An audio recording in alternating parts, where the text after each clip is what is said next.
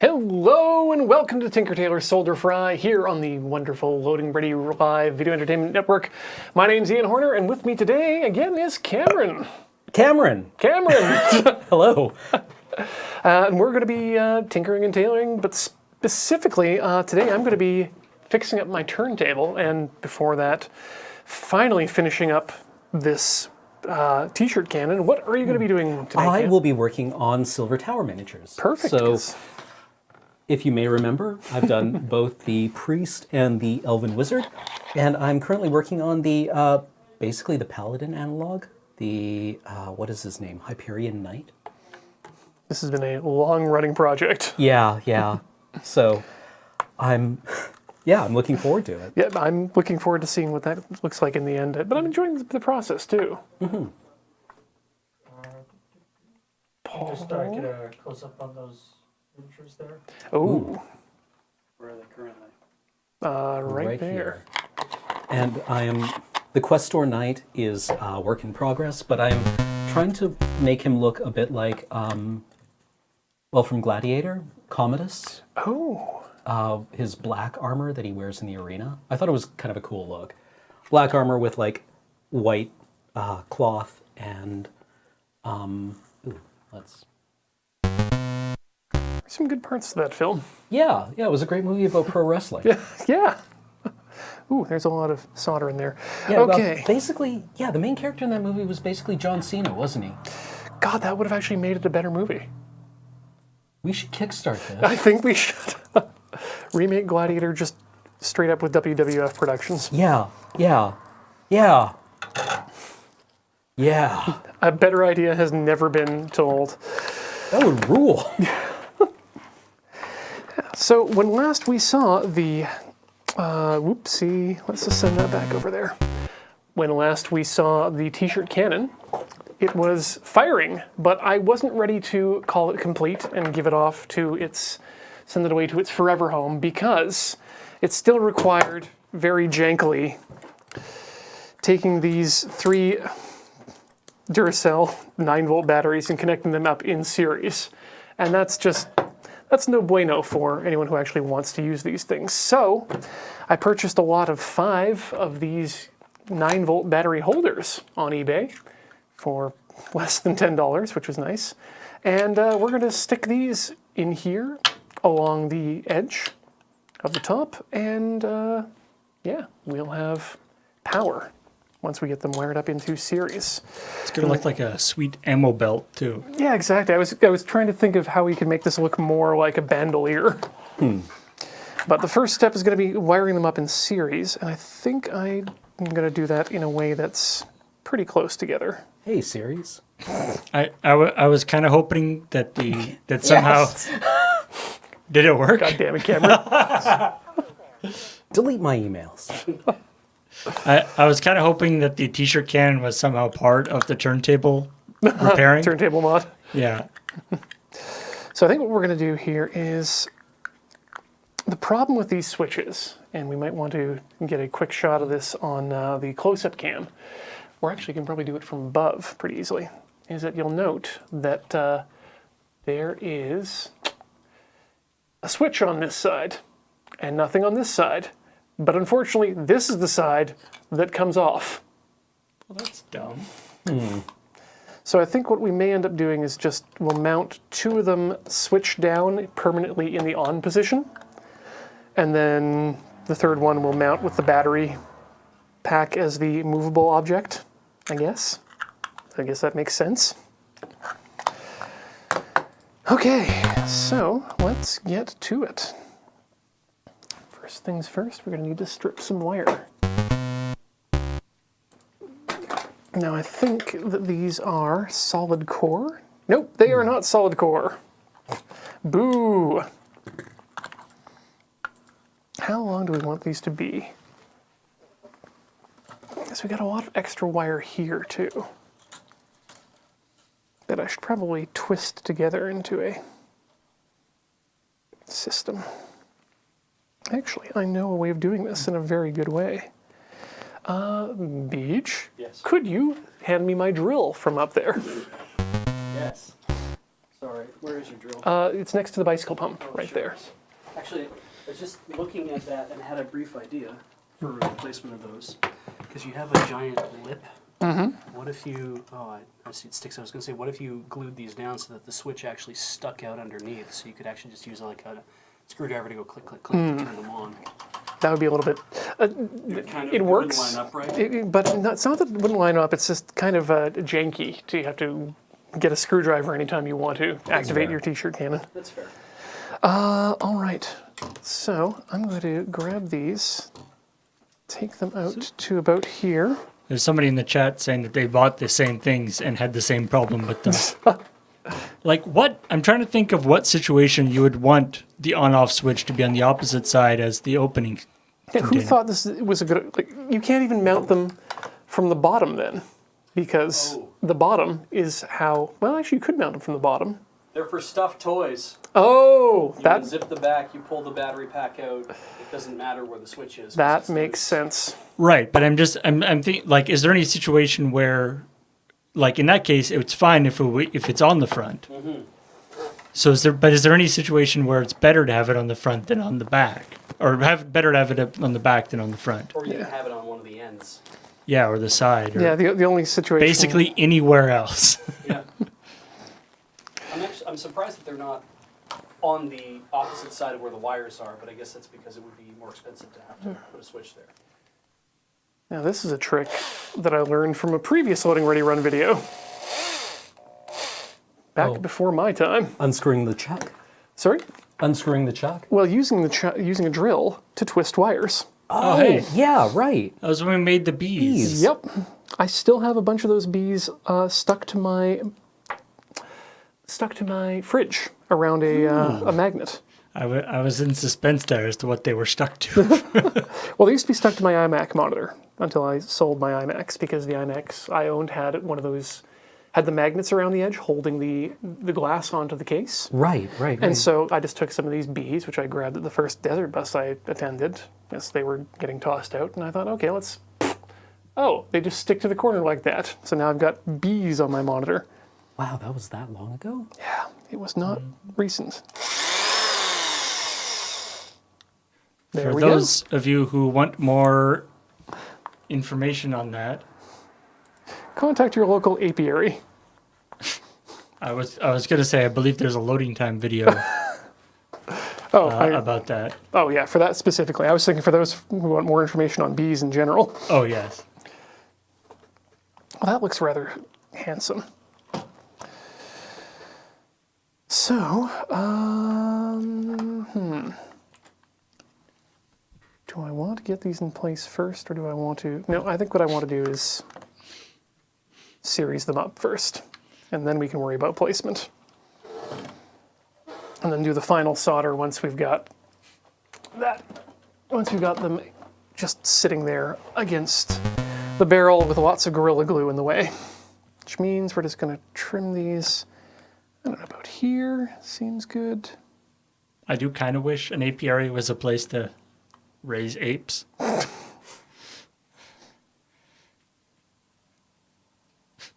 Surely a place for beehives would be a beepiary, not an apiary. Beepiary. Yeah.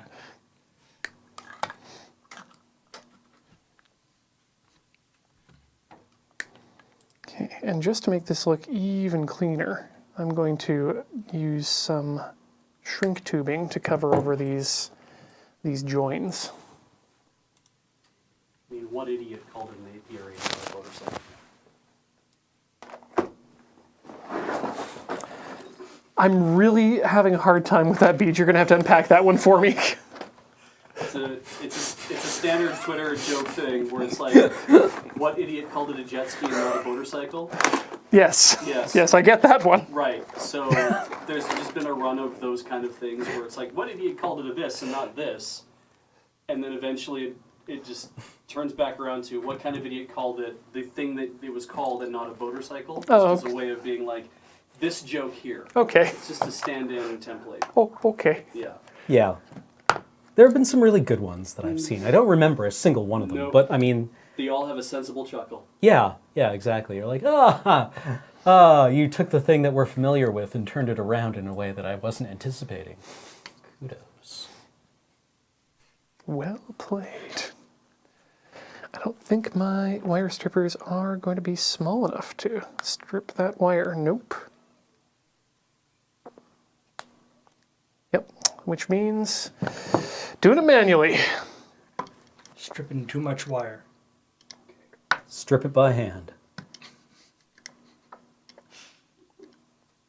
I think I need a new... I might need a new blade in this razor too. Oh, it's one of those. Yeah, Yeah. you can't help me. Wire stripper's too small. Use teeth. Could try that, but I like my teeth. My good old number 11 X-Acto knife. I bought this box of blades when I was 14. Still good. It's like 100 blades or something? Yeah, 100 number 11 blades. What do you use for your sharp collector? My what? All right. The trash can. I always worry about that because we're a household that likes to compress our trash because we're lazy. Right. So we like to, there's plenty of room. We can just push this down. And yeah, if you get a blade in there the wrong way, I'm always worried that it's going to, someone's just going to slice their hand right open. Ultimately, how do you throw away sharps? Pill bottles are good. Oh, yeah, that's good. I use cans, like just a soda can. I mean, with an X-Acto knife blade, you could also just like wrap it in tape or something before you throw it away. Yeah.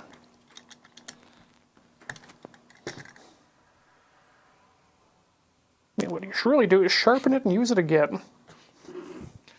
I mean, you could. That's definitely a thing you could do. Yeah, you are. I've heard of people doing that. Ooh, those people are very squeaky, I'm sure. Yeah.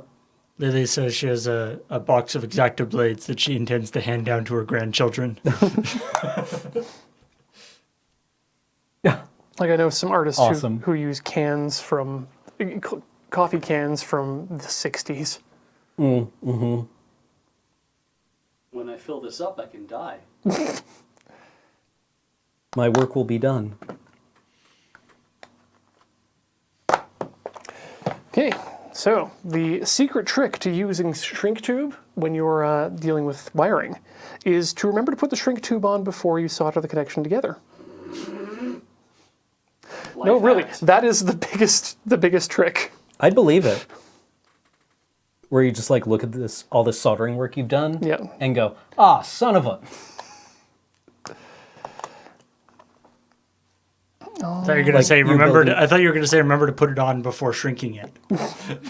Like you're building a model kit and realize you forgot to put the cockpit in Oh, before gluing the halves of the fuselage together, and you're like, all right, well, this model never had a cockpit. I'm gonna go drink myself to death. Or the old like boat in the garage that's bigger than the door to the garage. Mm-hmm. Time to paint this canopy. Let's say reflected sunlight white. Yep. My dad built a camper for his pickup truck in his basement. How did he get it out of his basement? He built it, then he disassembled it, and then brought it upstairs piece by piece and reassembled it on the back of the truck. Okay. Yeah. That works. I mean that would be how you would do that. Yeah. Like I was like I didn't know what answer I was expecting when I asked him that. And I'm like, I got exactly the answer that I should have gotten. Yeah, he's like, oh, I built it so it could be disassembled. Mm-hmm. Just like the Jeep. Yep. Where you'd use the crate it was packed in as the floor. Yep. There are a non-zero number of people in the chat who have made that mistake of the and who are thanking you for your life hack about putting the thing on. Yeah, put the thing in before you make it impossible to put the thing in. I'm going to try using about half of the shrink tube. Wait, what did I just say? Put the thing in before you remember to put the thing in, I guess? Yeah, sure, we'll go with that. Imotny says, in fact, I have a dedicated roll of electrical tape in the bag with my shrink wrap tubing. For when you forget to. Yeah. Okay, I'm trying to get my third hand ready. No, I'm gonna have to actually use an actual third hand, I think, this time. And now you've probably answered this before, but there is a question, Cam, about is there a particular paint set or brand you recommend for painting minis? I've actually had really good experiences with Vallejo model colors. They do multiple lines. One is game color, which has things like orc flesh and blood red. And then their model color has things like this federal standard green that was used on Hawker Hurricanes from 1930 to 1940, right? So it kind of depends what you're working on, but The actual composition of the paint is the same. It's just the colors. Yeah, the color range is available. I also like I have not bought paint in a really long time. I'm gonna confess something to you guys because when I last bought paint was like 10 years ago, and I still have to go through most of it. Games Workshop at least used to make totally decent miniature paint. It's a little expensive. Citadel paint. Yeah, the Citadel paints are totally fine. In fact, for a while, they made some of the best paints in the form of inks, which were actually not paints. They're just, as I've mentioned, a paint is composed of three components. There's the body, there's the pigment, and then there's the medium. No, the medium, pigment, and then there's the part that makes up the bulk of the paint, like the fluid that it's suspended in. There's the part that makes the color, and then there's the part that makes it stick to the thing. And inks are just paint without the part that makes it stick to the thing. So it's not opaque, they're clear. It's just pigment and water. So they create really, really deep hues, and they were nice. Good for washes and stuff, I guess. Too. Yeah. But I've also heard that Privateer Press, the people who make War Machine, their paint line is really good. Just your standard like model colors, like the kind that are made by like Testers. This is their Model Master line. Tamiya make totally fine paints. So yeah, whatever you can get, as long as it's actual paint for models and not like craft paint, because the important thing with model paint is that the pigments are ground up very, very fine. And on stuff like dollar store like acrylic paint, the kind that you get in the squeeze tubes, the pigments are not ground up that fine. So they will tend to be much thicker and clumpier, and they will obscure detail. Whereas these will dilute much better, and they will not obscure detail as easily. Let's see if we can. That being said, water your paint. Water down your paint. Thin your paints. Thinner paints. Well, let's do some shrinking. Let's head on over to the close-up cam. Yes. Haha. That looks so cool. There we go. You just felt at the back of your head was a good tickle. Ooh, yeah. Still slightly tacky.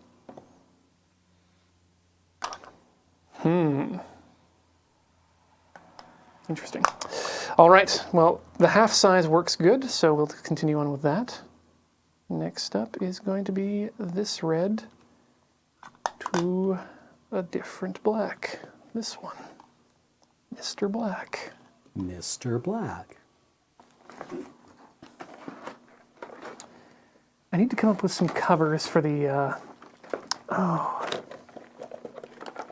specifically for the little alligator clip heads here, 'cause I don't like the way they bite through. Maybe if I just put a little bit of, Teflon tape? Yeah, Teflon tape, it'll just bite right through the Teflon tape. I'll just man up and Wrap it through. work quickly.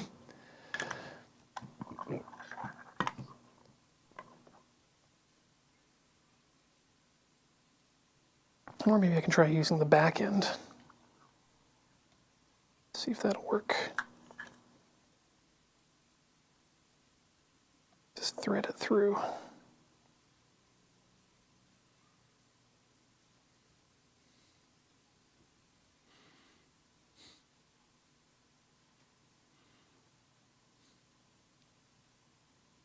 Good. There we go. In place. Bring in the iron.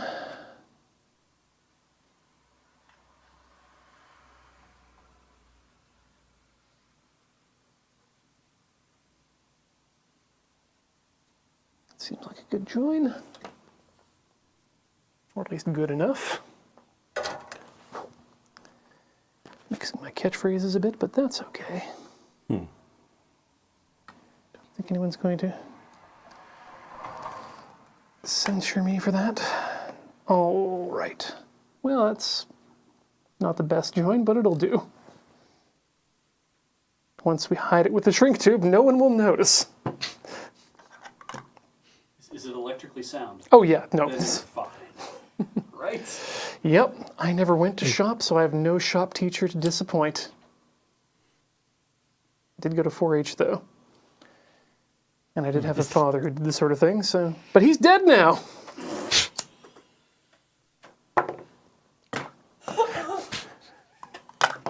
No one can take this away from me.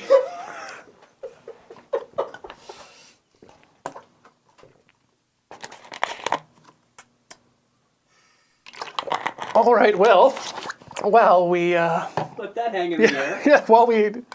Let's check our voltage, actually. See if it's making what we expect it to. Let's load these boys up. Are you fucking Conan? Like, what's up? I will not fear my father's weld.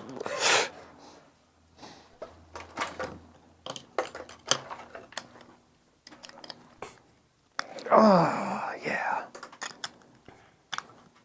That was a lot more satisfied than I intended to sound, actually.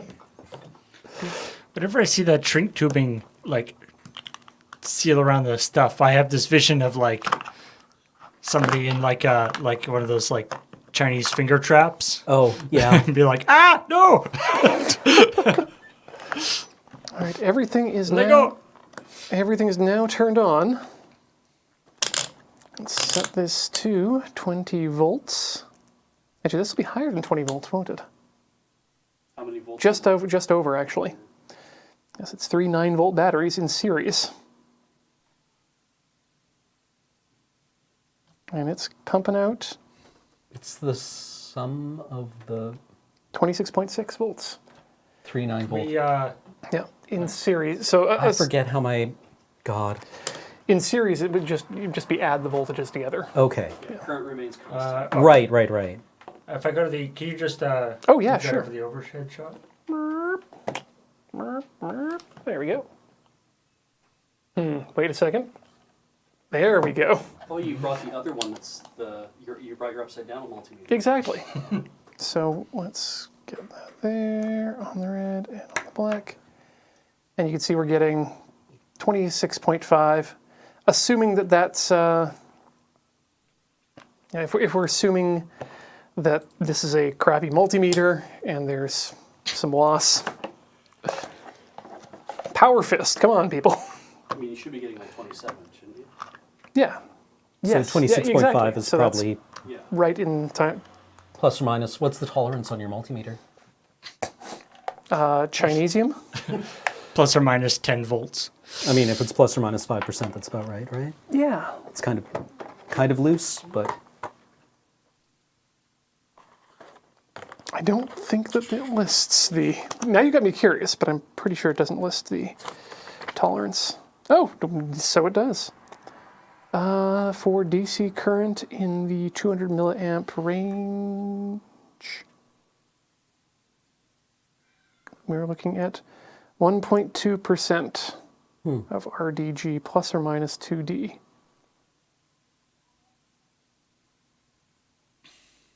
Oh, that's for current. That's for amps.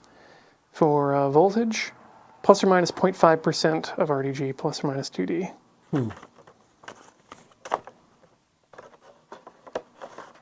Surprising. Yeah. The batteries, of course, may not be completely. Yeah. Yes, that's Yeah. another thing. So what you've set up here is basically the same thing as connecting the batteries directly to each other, sort of one upside down, connecting the other two. Mm-hmm. But this is just a little bit nicer. Much nicer. And I think what I'm going to do now that I've had a look at it is I think I'm going to mount them plate down. And then that way you can just slide the top off, flip it open, take it out, flip it back. So you can just basically use as if that part is the part that is supposed to come off. Exactly. I mean, it's probably not going to cause much problem. Now comes the issue of mounting it to the gun itself.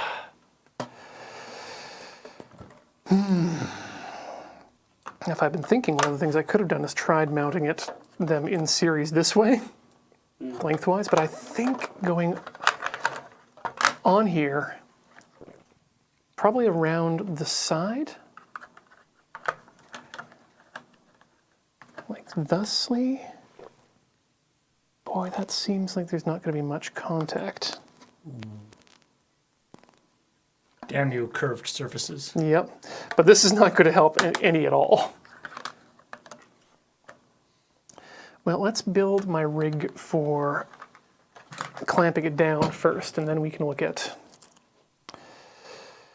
how we want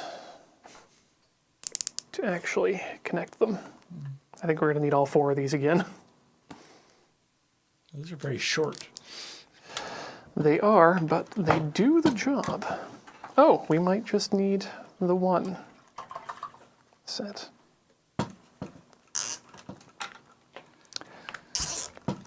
The zippity whiz bangs. Reusable zippity whiz bangs. Okay.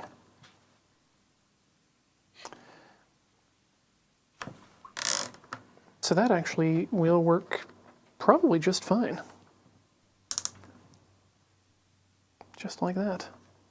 There's the question as to will this t-shirt cannon be used in the next Nerf battle? There's a non-zero chance, but it's pretty close to 0.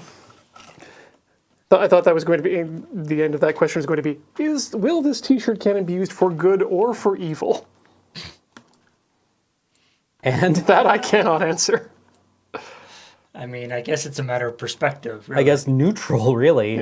It's going to fire t-shirts. It's going to be used for capitalism. So I guess evil?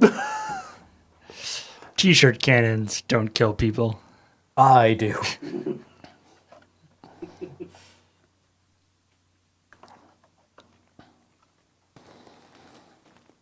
Oh boy. There we go. You know, a t-shirt cannon is just a tool, like a nuclear weapon. Or a nuclear vessel. Okay. So, the thing about Gorilla Glue is that it likes to be wet. Oh, I see. You have to actually put water on. Yeah, it actually likes... Oh, is it a cyanide? Let's find out. Water catalyzed? Like a cyanoacrylate? I don't know. Because super glue, cyanoacrylate glue, is catalyzed by moisture. Yeah, Paul and I were But talking about that before. But it usually just uses the moisture in the air. Yeah. You don't actually add water. But, No. or the moisture in the air and or your fingers. Yep. Yeah, no information on the label, but I would be surprised if you were not right. Perhaps someone in the chat can do the hard work on Googling us the Oh, chemical. it's not CA? Okay, it foams up. I've never used Gorilla Glue. I've just seen it advertised in Scientific American. Yeah, it's cool because it does foam up and it sort of fills in cracks and stuff. So actually, Okay. we haven't really come back to the t-shirt cannon since I applied that. So for your information and for those at home, we might want to get this on the close-up as well. This is the line of the Gorilla Glue, where it bonded between the sprinkler head and the gun handle. Oh, okay. And so it, Oh, it looks like an epoxy. yeah, I think it's, Just rotate it a little. There we go. I think the foaming is where the magic happens, in that Okay. it moves up to actually fill the space. Right. So the idea is you clamp it and then the foam moves out to fill every crevice available. Okay. So that'll be that'll be especially good for the curved surface. Exactly.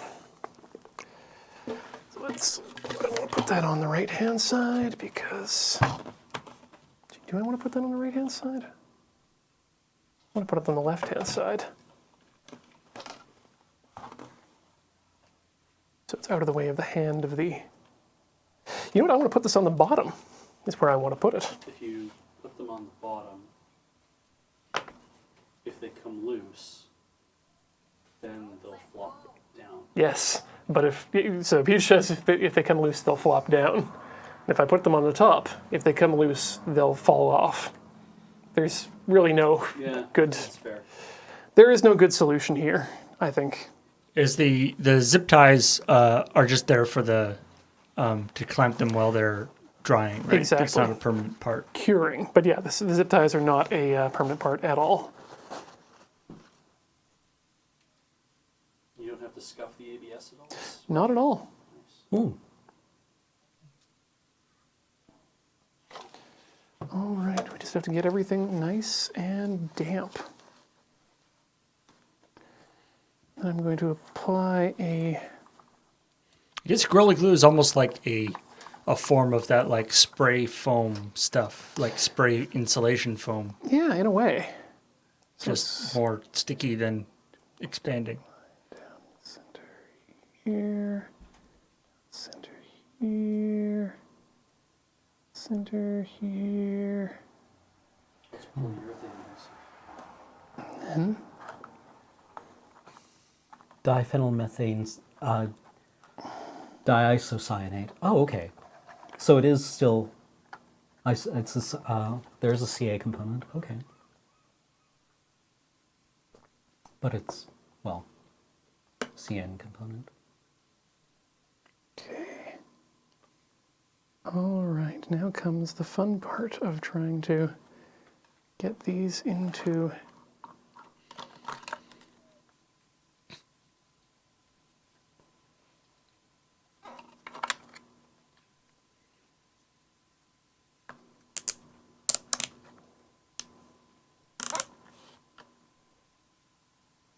So there's plenty of glue moving around there now. This doesn't cure quite as fast as like crazy glue, right? 24 hours. Oh, okay. And they want you to clamp it as tight as possible. Presumably the foaming would actually force things apart if it's not clamped. That makes sense.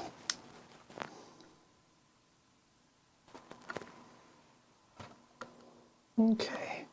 You know what? I'm going to actually see if I can clean this up a bit while I'm in there. Oops.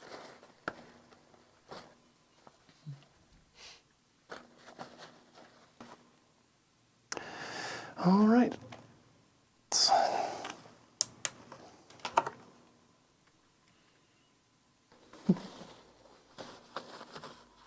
This may be the least pretty part of this particular job, but hopefully that's enough glue in there.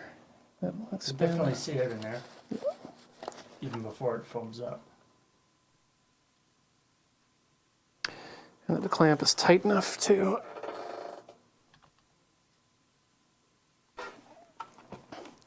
But given the way that this ended up holding after the fact, I'm quite impressed with Gorilla Glue so far. Okay, that's that. Okay. That's a done deal. Well, no, of course it isn't. I still need to wire it. Yeah, do the final wire. So is the way this is set up, once you flip the third switch, it fires? No, Oh. there's still... Oh, there's still the actual trigger. Yeah, there's still the trigger. So turning these on will just make it prime or ready to fire. Will it make the sound? Wee. You get the proton pack sound. I would love to be able to add that, but that's... Let's talk about that when we decide to actually start working on the lightsaber I intend to build on this show. The working lightsaber. Yes, exactly. Working in the sense that it will light up and make sound. I'm not promising any more than that. I feel that's wise.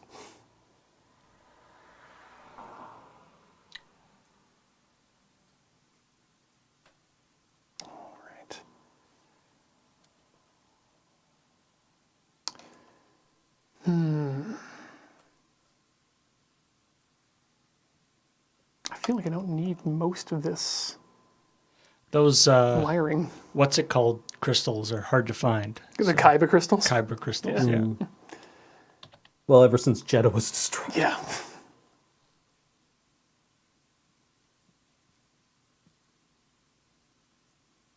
Who were the people that had the temple there? On that planet? I forget. Was it the Jedi? I think it was a Jedi temple. Right. Yeah, because they were running the mine. On Jeddah? And what was the name of the planet again? Jeddah? Okay. The 2Ds. Yeah, okay, yes. Yeah, Ian. And which type of Japanese storytelling tradition is that based off of again? Hidden Fortress. That's not how Anime? that's not how I remember it.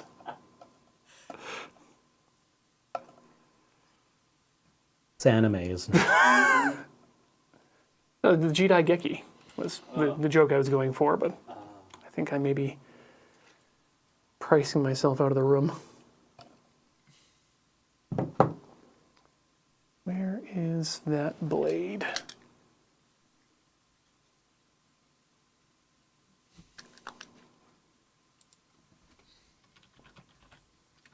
I studied the blade in university, but this one's different.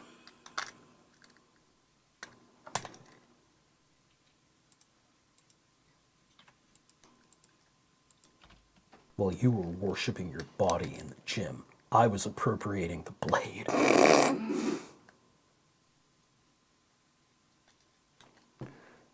Whew. There we go. All right, this one I might have to third hand. Or free hand, or free ball, or... Wait! Let's not forget our good buddy shrink tubing.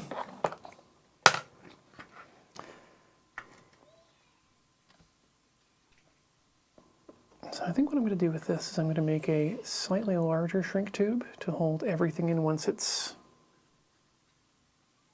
been closed up, just for a bit more.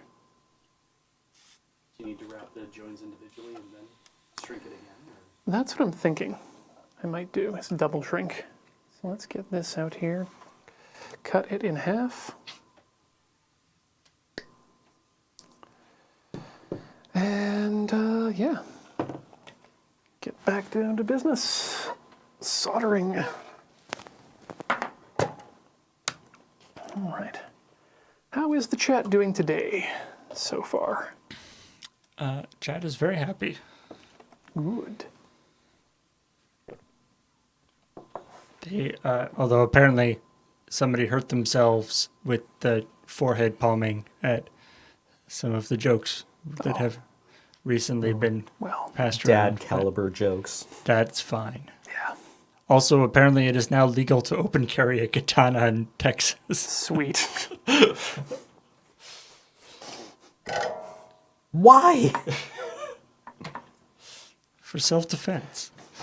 I loved Alex's joke about, like, Isn't it not legal to open carry a katana in Japan? That's correct. Yes.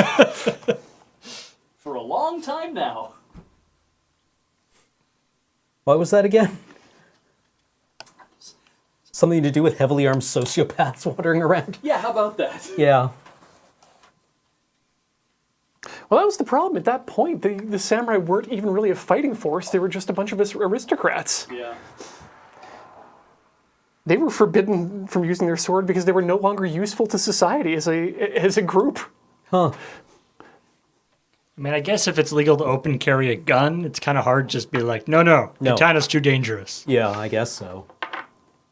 Just want to test to make sure this is working before I start soldering it up. And yep, there we go. You can hear that go.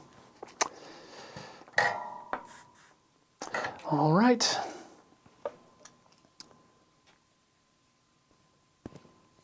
What a new and exciting way to die. Yeah. The Constitution guarantees protection from Highlanders, I guess. yeah, probably, yeah.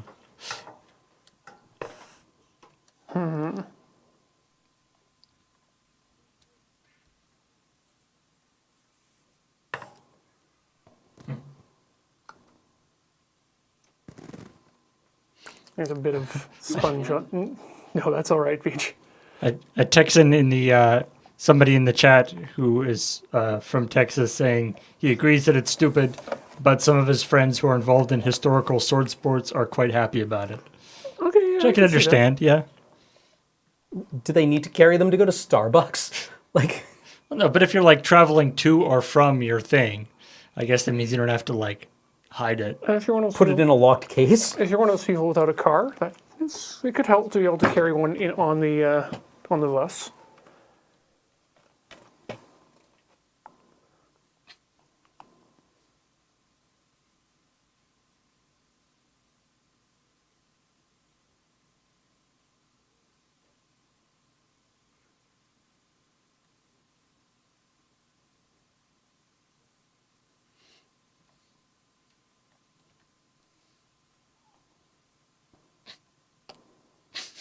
Whoops.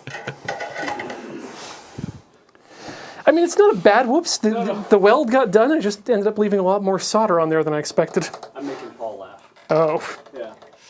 I realized that though it just the shot was just Ian holding a plastic tube with the bottom off camera and then smoke coming up from the bottom, which Oops. was not a great shot. Don't inhale. Yeah, it's kind of the opposite of what you want. That is a very don't inhale. Yeah.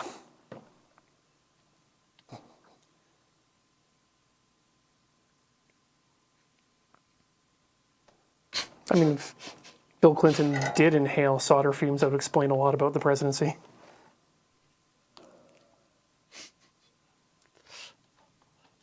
Go.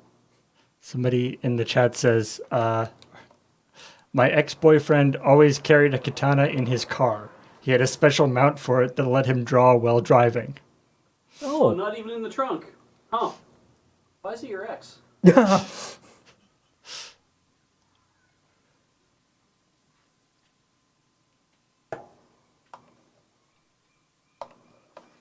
You know, if I saw some guy with a top knot in a cafe carrying a katana, I'd have to assume that there was a movie set nearby, but maybe it's just Texas. I think I would have assumed time travel's finally been perfected. Stupid hipster. And he just turns around. Insolence! You dishonor Nihon. Holy shit. All right. That's 2 down. Slip the larger shrink tube over top of it.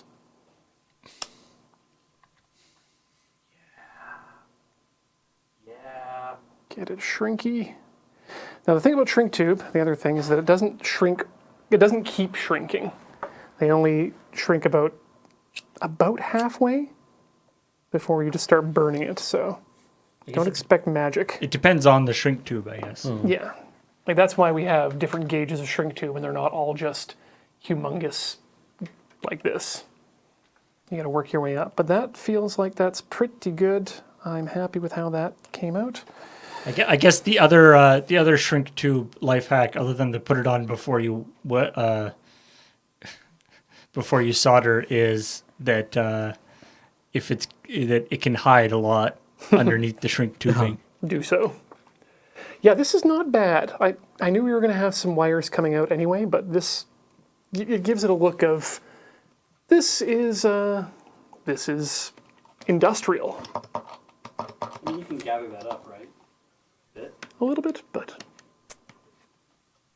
it looks like a prop for Half-Life 2 or something, which is kind of what I was going for. Also trying to actually put together a full conduit for this would have been a bit more work than is worthwhile. But, you know what? Not my problem anymore. Oh, just a big piece of split loom. It's Yeah. Too big. So that's... There is also 3-to-1 shrink tubing, as somebody said in the chat. Ooh. So that's if, I guess, the thing you're going over is very large, but it's going to get small, or you want it to be smaller. Do have that option. I don't think we're going to need the shrink tubing again today, but we might need a bunch of the stuff on this table. Because it's time for us to move on to the phonograph, the turntable. and get that ready to go. So These photographs. Is, while you are getting that ready to go, perhaps we should take a quick break. I think so. What I'll do is I think I'll get this on the table and give people a quick introduction just to bring us right up to the hour. And then, yeah. Or you know what? No. Figure it out. You guys get to sit and wait in anticipation of what sort of turntable we're looking at here, because we're going to take a short break, and we'll be back after this round of commerce. Don't go away. Welcome back to Tinker Tailor Solder Fry. I am dealing with a turntable, and Cam is currently... Painting miniatures. Yeah, and you're doing something funky with paint there that I... Oh, I was just trying to break up this bottle of somewhat dried up paint. It looked pretty funky, the cap that you pull out of the top. Yeah, it's gooey in the middle when you break through the surface, but it's kind of dried out. Hopefully it's not gumming up my brush too badly. Ooh, that would be a problem. Well, this is the Dual 1225, released by Noresco, this particular version. And it's been around since at least the 1974s. I don't know exactly when my parents purchased it, but I've been holding on to it since I moved out and then moved back. Well, I didn't move back in, but I did give the record player back while I was living in Japan, and now it's back in my possession. And it was exhibiting some problems with the left channel. And I thought, well, that's the problem. Maybe it just needs a new cartridge. So I put a new cartridge in, and that still didn't solve the problem. A little researching, it turns out that these things have a contact point. The duals are a little bit different than some other turntables out there you might be familiar with, in that the cartridge is in a carrier like this. And so normally on most turntables, or a number of turntables at least, you'd get these wires coming out of the back of the cartridge would go and plug into the bottom of the head shell on the tone arm down here.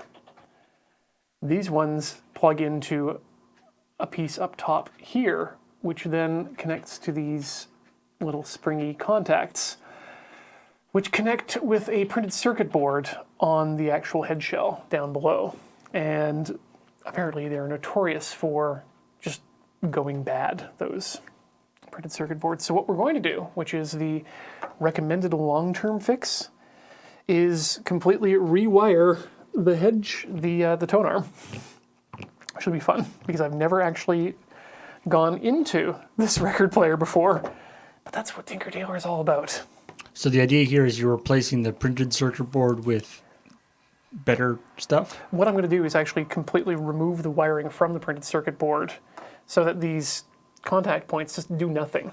It'll be wire coming out of the head shell and then plugging directly into the cartridge. Again, removing some points of resistance.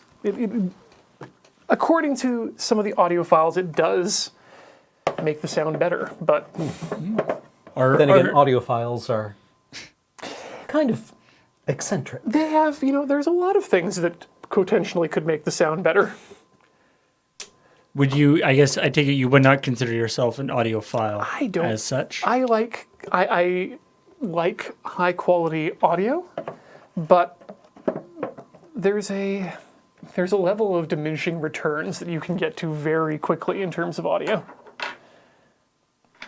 I would be hard pressed to walk into a audiophile setup where they're lifting things off the ground on these tiny like spikes, massaging the power. That sort of thing. I don't think my hearing is good enough to be able to tell the difference. Yeah, like I remember looking for new headphones and coming across reviews where people were talking about how to linearize response on certain pairs of headphones and taking them apart and filling them with foam, and that was kind of interesting. And then they got down to like, should the foam have a square cross-section or a triangular cross-section? And that was kind of where I checked out, because I'm like, that sounds kind of rad, but that's really beyond my personal event horizon. So the first step in getting these out is to remove them from the casing, and I've never done this before, so I don't know how that's done, and it looks like it just lifts out. Wow, shouldn't that be like attached to something? Something has to be attached. I'm guessing it's Well, the... those float, right? They're somewhat seismically isolated. Yeah, you can see here, if I pull it up a bit, you got the... You've got a band yeah. And I think... Ooh, shouldn't... or a drive belt.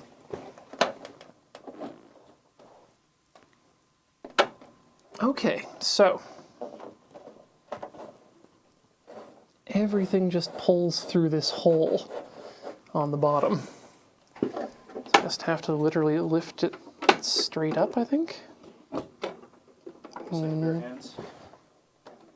No, it doesn't lift straight out. We need to remove these, it looks like. But I'm going to double check the manual Oh, ho, ho. because audiophiles are good at one thing, and that, well, they're good at many things, but one of the things they're good at is sharing information amongst themselves. And that includes oftentimes scanning and putting up manuals. And by manual, I actually mean the service manual that you would get if you were, say, a service professional. If you wanted to say, know how to lubricate your dual. Or maybe you just wanted the actual full circuit diagram from speakers through the tone arm down to the record itself. But let's see what it says about taking it out.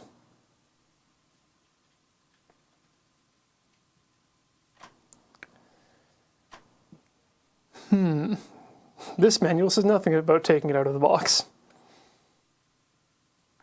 So what are those screws all about?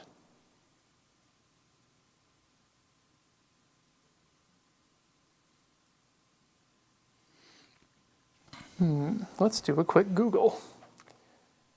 Remove dual 1225 from case. Aha! Whatever you do, do not remove this from the case. Yeah. Unfortunately, it's a YouTube video that's 5 minutes long, but... Oh, it's got a great soundtrack, too. Why do I think you're lying to me? It has a soundtrack. It has a soundtrack. Okay, so apparently I'm to remove the counterweight from the back. Is his record player playing while he's disassembling it? That's, you know, what I would have thought. No, it's going to mute that for... Okay. Mick asks center spindle. Feathering C-clip. What is that?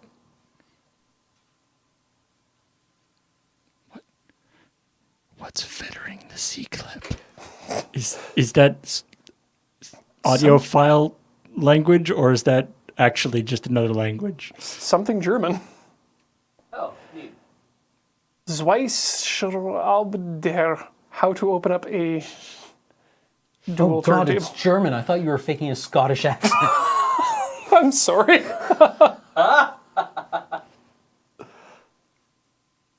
But it's a bad sign when you're like, is that just really domain-specific words, or is that actually another language? Yeah. Is there a difference? This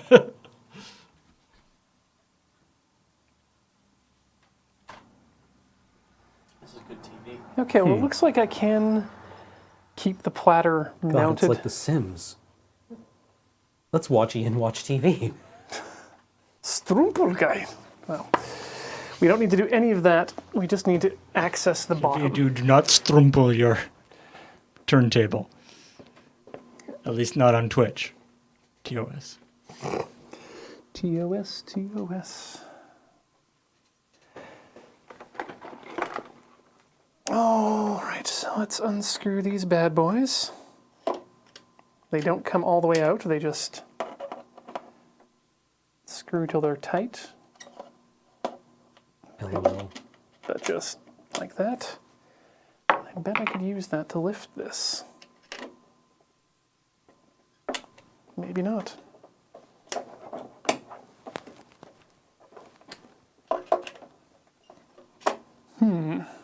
So there's something attaching it, but you don't know what. Yeah, maybe I will remove the C ring from the platter and get that off too, just to make it easier on myself.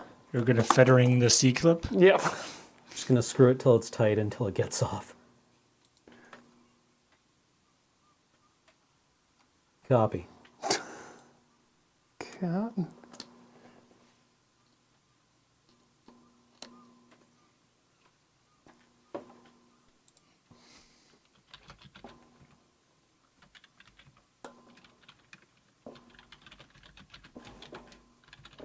Oh, it's very close. Maybe it's need something with a bit more sturdiness to it. There we go.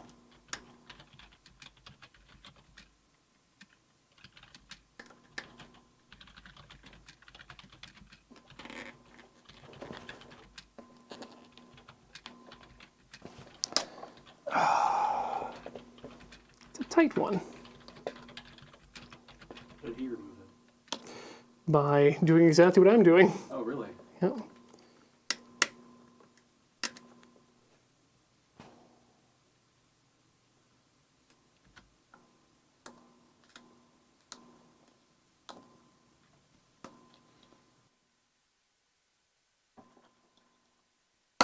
There we go. C-ring Germanized. And then that just pulls up like that. It's a heavy guy. Ooh.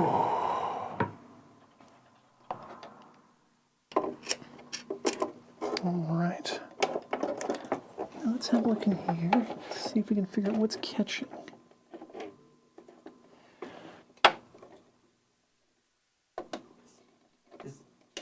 Is there a puzzle piece missing from your record player? Ah, there we go. What was going on was that I wasn't completely disengaging these things. All right. Now we have a turntable to turn over.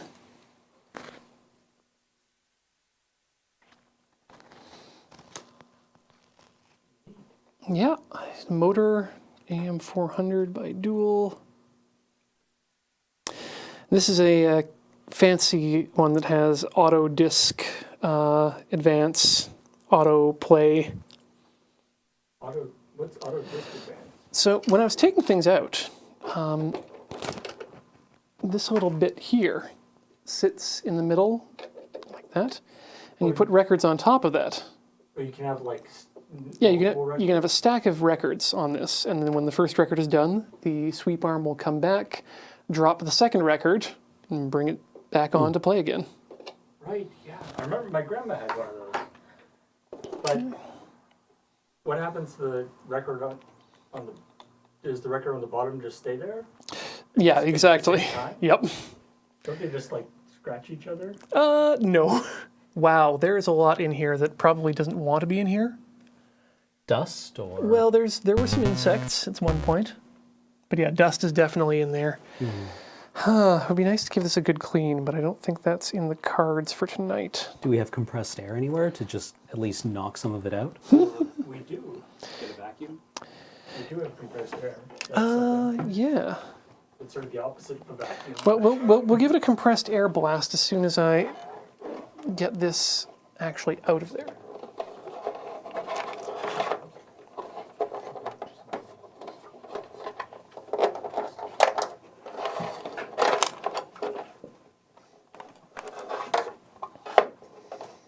I mean, you have a t-shirt cannon. That's true. Just fill it with ether. Light it. So this case is a bit flimsier than I thought it would be. All of the weight's right in the turntable itself, and the Made mechanism. out of space-aged plastic. Yeah, and aluminum. All right. Let's very carefully flip that over.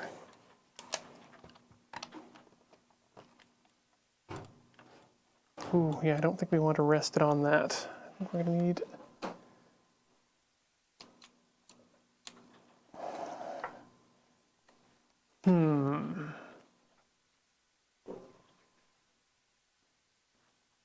What can I lay you on that won't damage it or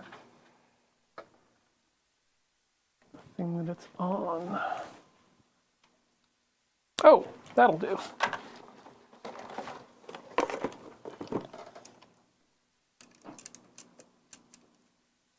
Boy, there's a lot of fiddly bits in here and balls.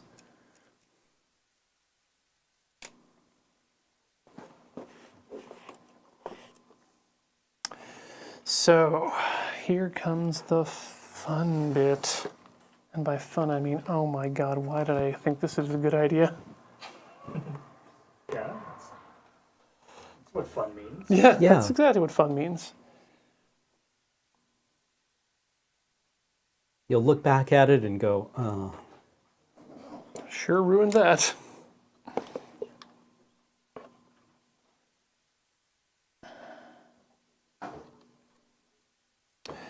Well,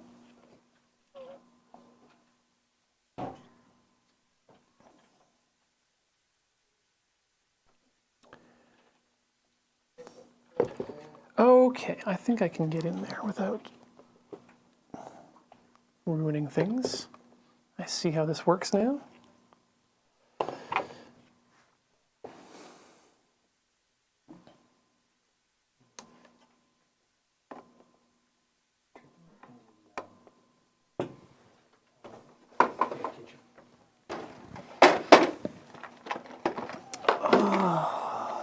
So in here is what's known as the mute switch. This record player has an interesting feature on it which allows it to remain muted while it's going through the process of getting the record playing, so you don't hear as many pops and poops. Some people like to just completely unwire that because they prefer to have it just clean sounding. But Can you just actually move it just a little bit to put it right under the overhead camera? Just a little bit to which direction? stage left. My left. How's that? Hey, there we go. Just use a bit more light, I guess. But not much we can do about that right now. Turns out I need a smaller screwdriver. I'm rapidly running into the edge of how small my screwdrivers are.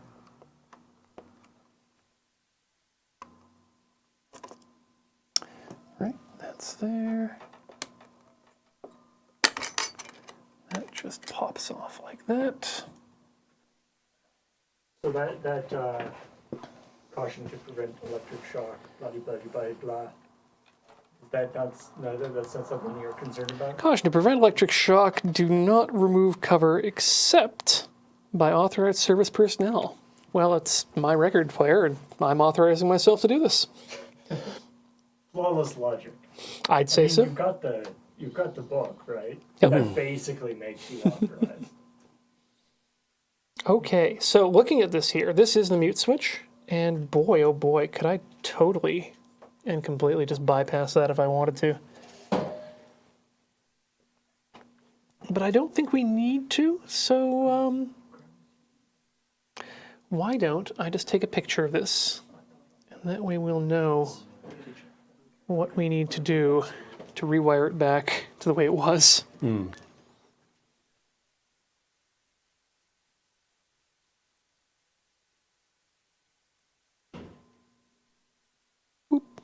There we go. So these are the wires. You're taking a picture of it to. Yes. I don't trust myself to remember how it goes back together. That's what chat is for. And they're very good at remembering things. Oh, taste the bile. So,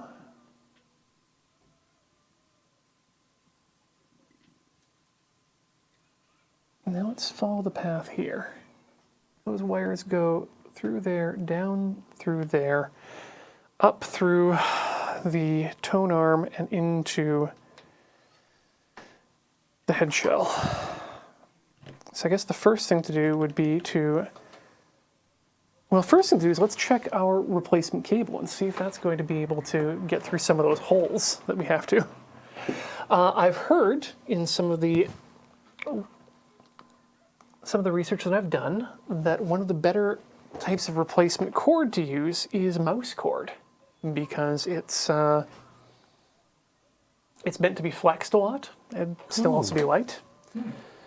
So I don't think that we're going to be able to thread the mouse cord with the casing on it, but we could definitely see about getting the rest of it through. So is this a non-working mouse? It was a mouse that people didn't want anymore. Something was done to it a while back, or it was made quiet, but Oh yeah, that's the mouse that I messed with to make it quiet. yeah, so we're going to mess with it further And- too. It's quiet, but And that- it is quiet, but that also takes away like all the clicking action on it, so it is really unpleasant to use. It's just weird and mushy. Huh. But that's why I like keeping, oops, there was a spring. Keeping these sorts of things around because they are useful as parts. Yeah. So If you open it up, you'll see there's like a bit of electrical tape. Is what makes it quiet. under the mouse itself? Or? No, on the little actuator. Oh yeah, I see. Yeah, those switches no longer actually click.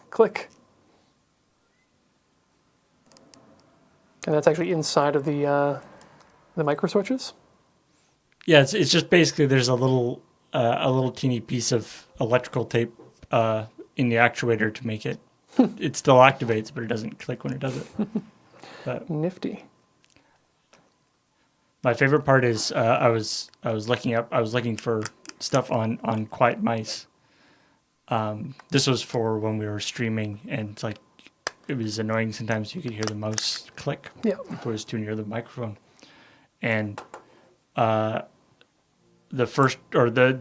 best result I found for sources of quiet mice or how to quiet down mice was a guy who posted on Reddit about playing Diablo. And his girlfriend was complaining that all his clicking was keeping her up. I was looking for this. All I saw was this. So it never even went through my Perfect. mind. Well, You want to do this on in here? I think that should be an outside. Thank you, Beach. And now it's a cordless mouse. Amazing. It doesn't work, but it is cordless. So there are 5 wires in there, including the ground wire. And that's going to be, I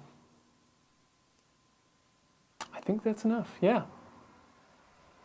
So they use blue, white, red, and green. We'll be using black, white, red, and green. It's fairly straightforward. Yep. Interesting. So I wonder what kind of wire is in. Like, isn't that just a regular USB cable wire? This is a regular USB cable wire. I think it might just be the casing is easier to, is more pliable. But that's what people suggested. I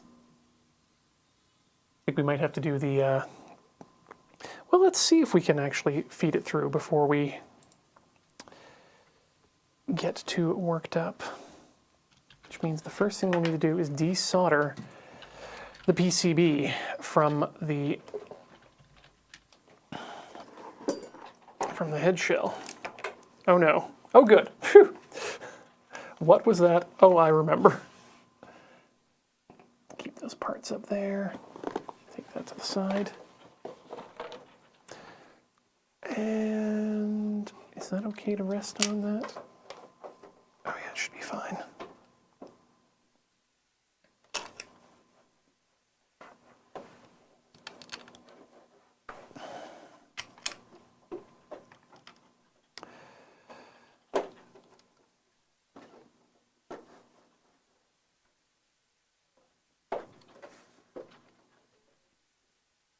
So it looks to me like it could fit through there. But I'd rather not risk it. Actually, rather than desoldering that, I'm just going to clip it. With it. Yeah, well, it's, I mean, if I ever wanted to resolder it back to take it back to pristine condition, then I know where the wires go. All right, so that's done. Now here's a question. So that goes through there, down through that hole.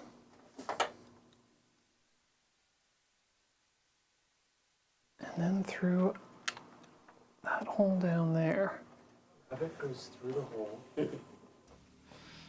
Yeah, it looks to me like around it the tree. might actually be a bit too thick to get through there without having the cable removed.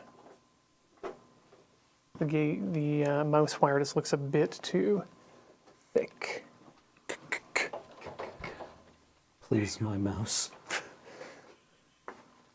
She's very thick.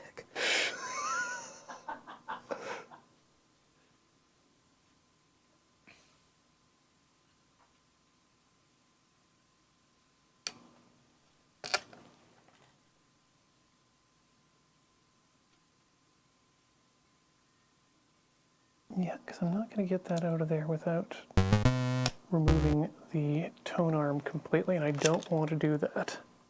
Because that seems like a very delicate operation. To answer a question from chat, I don't think you've ever done a Raspberry Pi project on Tinker Tailor. Not yet, but that is something that I have in my planning. Ooh.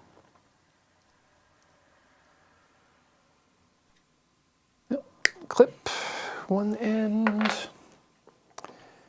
and let's clip, I don't know, once, twice, 3 times what we need. That gives us about half the cord to work with. Great. Leaving the other half for a future project.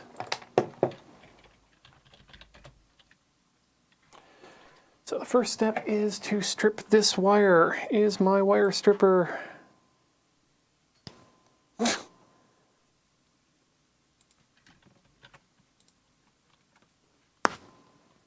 Good. Oh. And everything's in a sheath, which should make things a lot easier, actually. If I can keep it in its sheath while I get it set up. Because that'll help it run through the tone arm and through the holes better.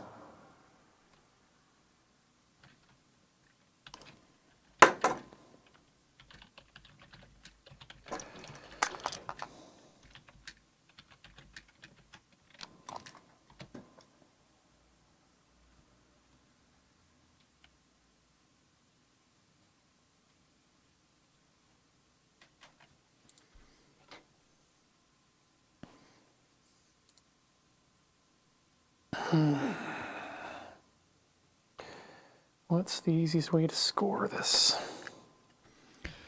Cam, I noticed that you were sort of working on the cape and then switching over to the guy and then switching back to the cape. Is that just letting it dry between coats? Yeah. It's the last thing I did on the guy was I applied like a very thin coat of black to the recess details, which will take a while to dry. So yeah, what I'm doing now is working on the cape. And it's looking a mess. It's looking a mess. Okay, well, maybe keeping it in the sheath wasn't such a possible idea in the first place, but that's okay. We can do the drill trick to wind these cords together.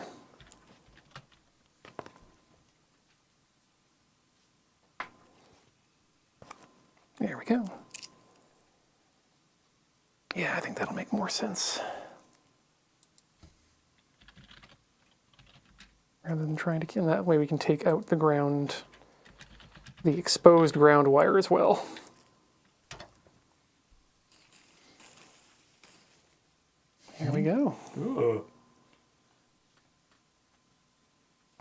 the exposed ground wire. Oh, wow. That's the sheath. And then the last thing in there is a little piece of string, I guess for structural integrity.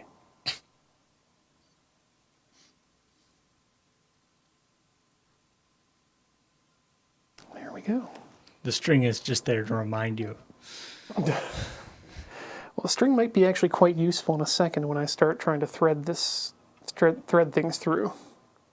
But let's start by spinning these wires together.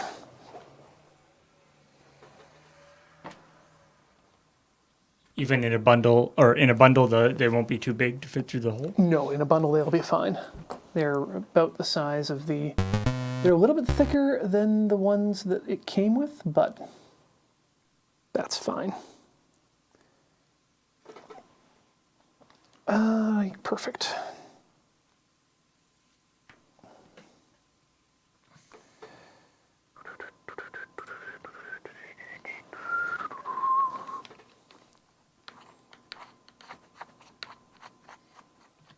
This will probably matter to very few people, but I have one of the Southern All-Stars songs stuck in my head from their first album. It's driving me nuts. Oh. So, working on the cape a little bit. I didn't realize we had gone to this camera angle. It happens a lot. You do interesting like work. I said, it's looking a mess right now, but where's the focal plane? I can wait. Let me change it. Here we go. The light is not cooperating really. There we go. Ah, Fancy. it looks better than the camera is capturing, I think, or than it's being reproduced on our monitors. Looking sweet.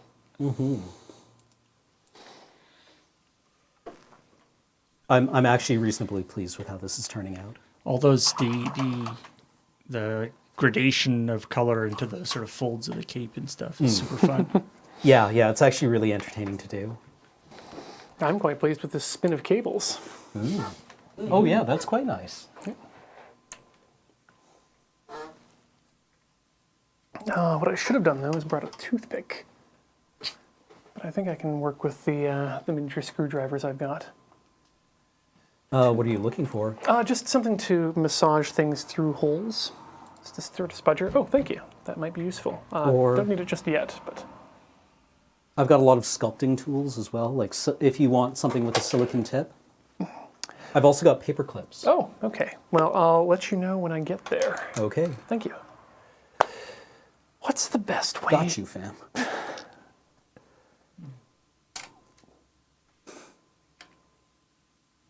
Trying to think of what the best way now to attach these cables to the other cables is. Because my idea is to just pull them through at the same time. Rather than try threading it. Though, threading it will probably be fine given how that these are... Well... Yeah, I don't know when it's going to... When it hits this section here, how well that will work. So, sorry? Feed it from the bottom. That might work. You know, the person who did this used a banjo string. Yeah, I'm just worried about this section here and how to get it to round those corners without me. Can your turntable play dueling banjos? Can't anymore. Until I fix it, this is a completely non-working turntable. I mean, it certainly is now. Yeah. Let's just see here. What can we do? There's an interesting question from the chat. Someone's asking that someone said they've only done wiring for like digital things, like wiring cables for switches or whatever. Saying, are there different considerations, different types of cable or anything that you have to think about when you're doing analog wiring, like wiring for carrying an analog signal? If there are, it's not something I've dealt with. Though I would think that with the analog signal, you'd probably want to be using more shielded cabling. Interference is a bigger deal. Yeah, but on something like this, where the runs are so short, it's not as much of an issue, I think. This is all mostly talking out of my ass, but Twisting the cable like you did there isn't a problem, right? no, that's a normal operation. And I'm thinking what might work here is if I actually try to shrink wrap them together. Nope, because the shrink wrap won't bend.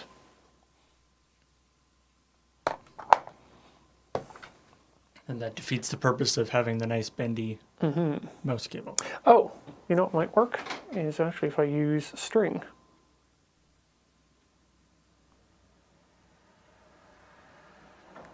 I'll just use one end of the string to tie off these cables,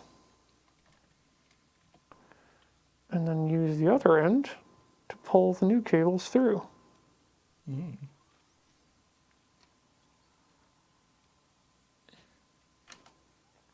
It's like a miniature version of fishing a cable through a wall. Exactly, only you don't use an alarm clock.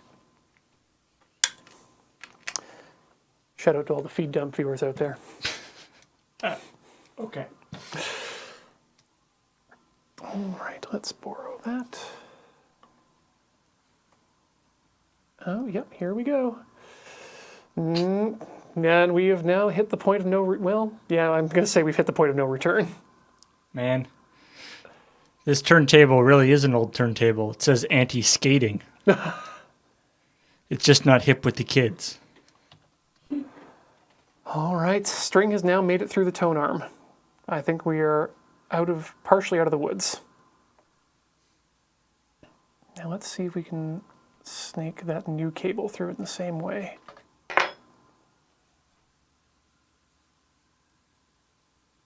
Back in the other direction. All right.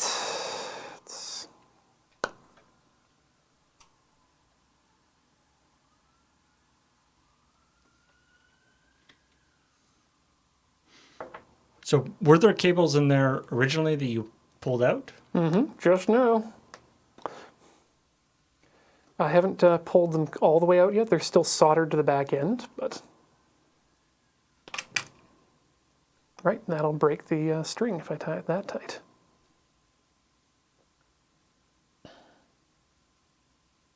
Oh, no, that won't work again because it'll be too... No, I think I might actually want to come from the other direction.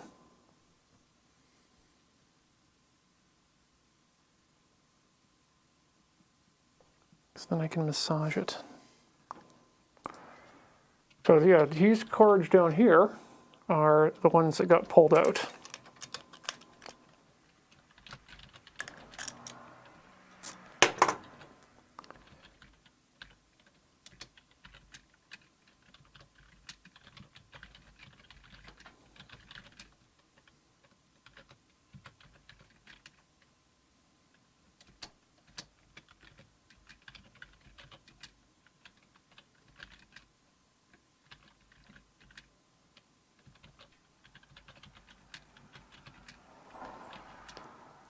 All right, so that's a pretty good hold. Let's bring it back up. Okay, so I'm not sure if you'll be able to see Beach, if you can get your camera in there. I need to go up through this section here. This is the old wire, and I need to go up following the string through. Best thing about repairing things on Tinker Tailor is that you have to hold them at such an angle that you would never do this in an angle you'd never use if you were doing this at home. For you, the viewer. Yeah. Think of how lucky you are. It's like porno. For a very specific type of person.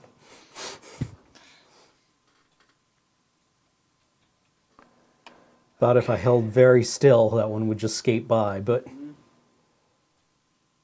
Okay, now it's on the other side, so let's bring that down.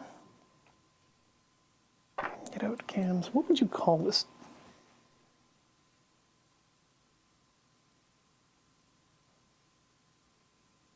The devil bit? oh, sorry, that? Yeah. I have no idea what that's actually used for. Oh, I've got. Hey! It's a sculpting tool, though. Mm-hmm. It's a pick of some Just a kind, pick? I guess. Okay. I guess, yeah. Pokey thing. Yeah, the pokey thing. I don't really have a good technical understanding of sculpting. I just use it to fill gaps, add details that have been taken away.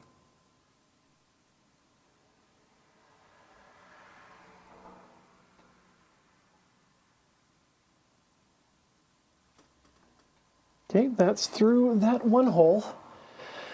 Oh, good. You can see absolutely nothing. Let me see if I can fine. fix that. Okay, and we're just about to go into the tone arm here. So I'm going to change that angle again.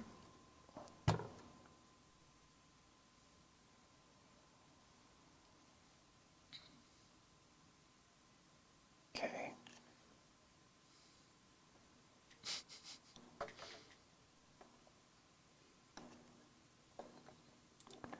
This isn't helping anyone, is it? No, it's hard to get a good angle on that. Sorry. Okay. Once it's all through, then you can show us the reveal of pulling it through. Well, that's not going to happen Oh, what happened? because it just lost adhesion. The knot just came loose. And what happens if I try to... We're losing containment. Can I push it through?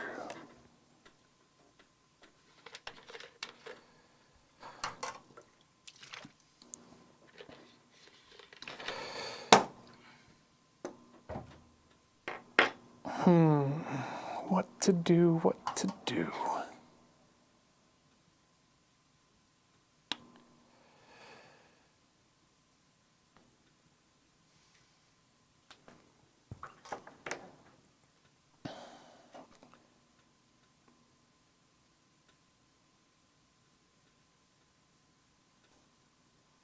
See, I'm thinking if I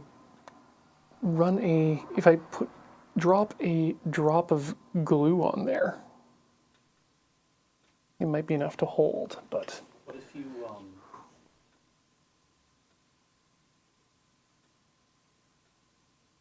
actually, no, never mind. yeah, right? What were you thinking though? I was thinking, I mean, you could, if you used a piece of heat shrink, but you didn't actually shrink the two wires together, like you left a bend, you left air gap, so you just shrink it to each end, but then you leave a lot of the bendy heat shrink unfilled, so you're basically just using it to hold on to each end of the thing you're pulling through. But because you don't have the wires in there anymore, you'd be trying to heat shrink one set of wires to a string. Yeah. I think the best bet here is to very carefully... Oh man, that's so small of a hole.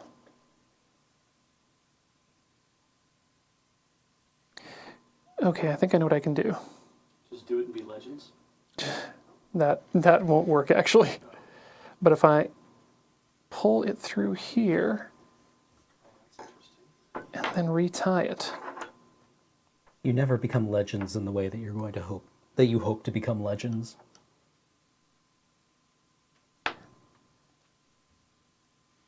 I don't know if this is relevant, but somebody in the chat was saying that electricians often strip back everything except one wire and then use that wire as a hook to pull the rest through. But that may not be relevant for what you're doing. Well, like I said, the guy who did this, who I learned how to do this from, said that he used banjo wire, which is a guide, which seems like a clutch idea now. So the string just isn't strong enough. It Or broke. not rigid enough? Well, the string is, yeah, it's probably a case of strength, to be honest.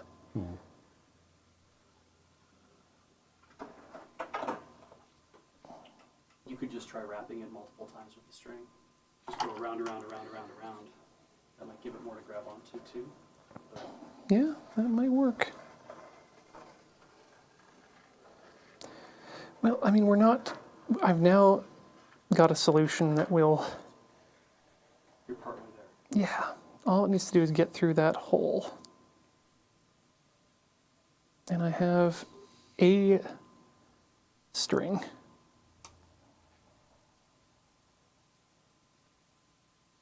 Okay, no, that won't work either.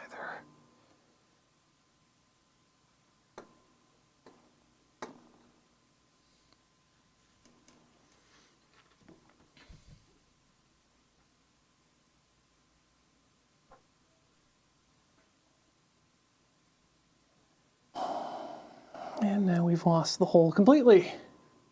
Hurrah!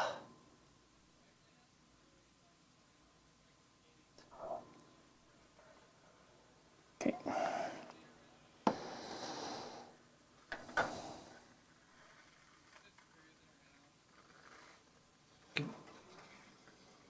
We do have a variety of different types of tape. With that. Tape might work, but I think most of those are packed away, are they not? Oh no. What color gaff do you like? Sorry. Sorry.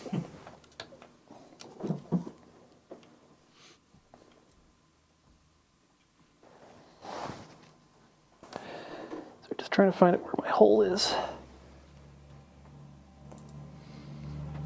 I guess the thing about moving is that you can always be guaranteed that a roll of packing tape will be out. Mm-hmm.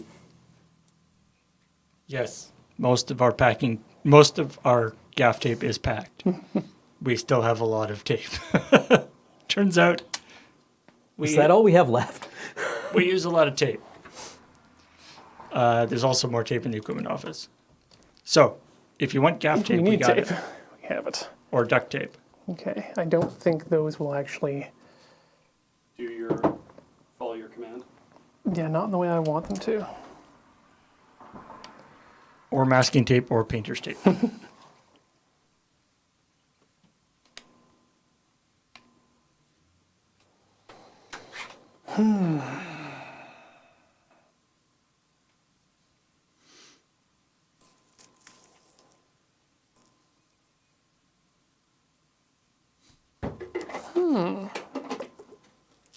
This seems stronger. I might just fish it through.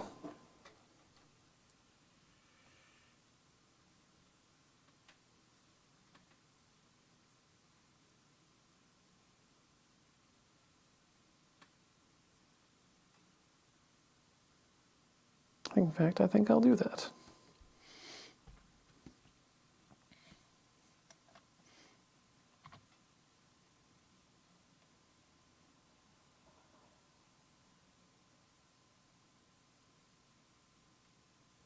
Make up a knot.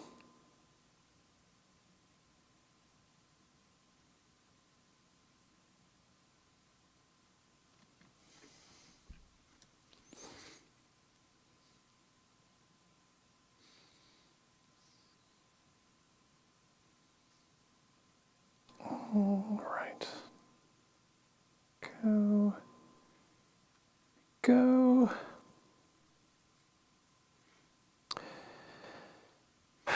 Trim the excess. I feel like somewhere in a database, some knot tying book somewhere, there's like how to tie 3 strands of wire to a piece of thread. Here's the knot that we've specifically designed for that purpose. I remember seeing somewhere a bunch of like lashing ties to lash together wire. Yeah, to similar lengths or diameters or gauges of wire, I guess, with string. Mm-hmm. And you wound up with these like very, like, it looked like a tiny roast. It was very pretty. Did you wait? You tied that to the string so that you can then tie that thing to the. That was the idea. That doesn't seem to be a good idea. I think you're just making a magician's line of handkerchiefs.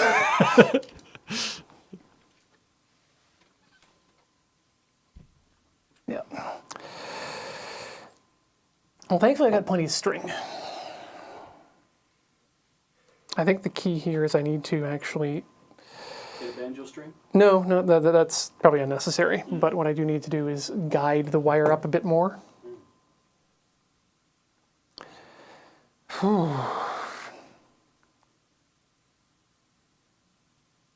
Also, I need to find out which of those holes it goes through.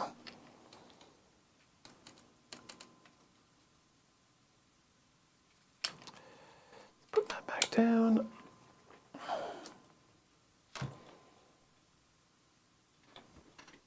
I bet it's that hole there. And I've completely...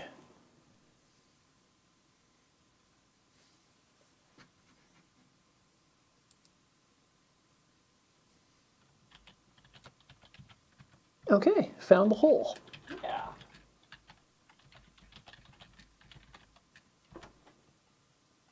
Now...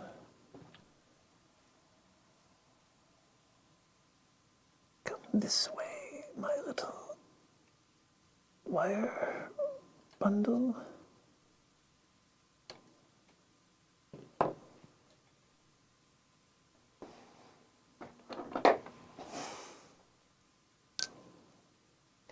This way. All of you. Even the white one.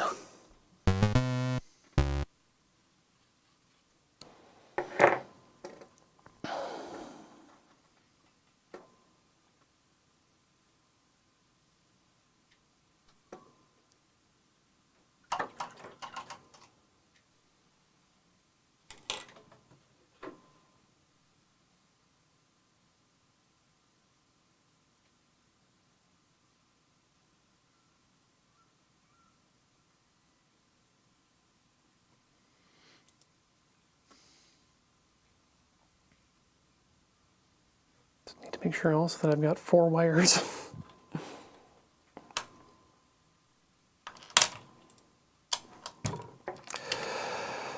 Okay, let's try again.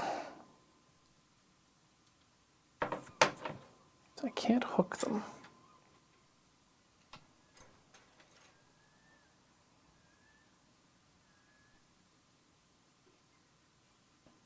But I can. Take 2 of the wires, like, strip back some, take 2 of the wires, solder the ends together to make a hoop. That's actually a fantastic idea.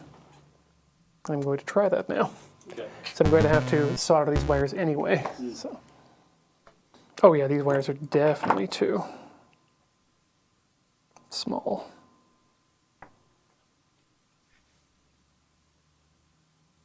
But instead of 2 of the wires, let's do all of the wires. Wow. Until the 1960s, Boeing aircraft manufacturers used ferrets to carry cables into inaccessible areas. Unfortunately, the animals' role was cut short as they often gave up their task or fell asleep. Stupid lazy ferrets. So chat suggests a very small ferret. Okay, so if we can train some spider mites to get in here. I don't know, maybe like an inchworm? Inchworm also acceptable. Nematodes.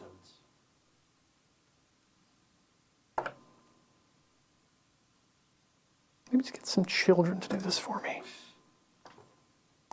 So another problem I'm realizing here is that as I attempt to keep this wire nice and together, is that it's covered in oil now that I've pulled it through. Or not oil, but some sort of adhesive. Actually, you know what I'm going to do is I'm just going to trim this so they're all the same length, because I need them to stay together as they go through, but still be bendy. So I'm just going to use the heat of the soldering iron to just melt the wire casing.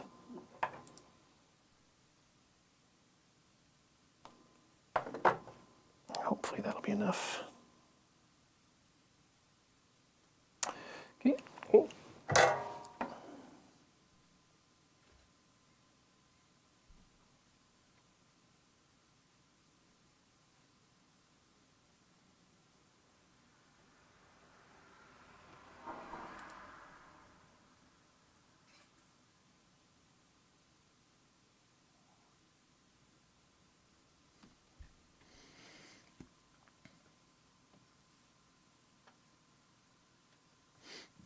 I hope the process for using ferrets was just like they like attached a little harness to the ferret with the cable attached to it, and then just somebody would like go at the other end and like I don't know, wave some food at the other end and Yeah, instead of like, all right, we've welded the wire to the ferret. Now we light its tail on fire, and as it flees in terror, Then we've got it. and then once it gets out the other side, that's when you shoot it.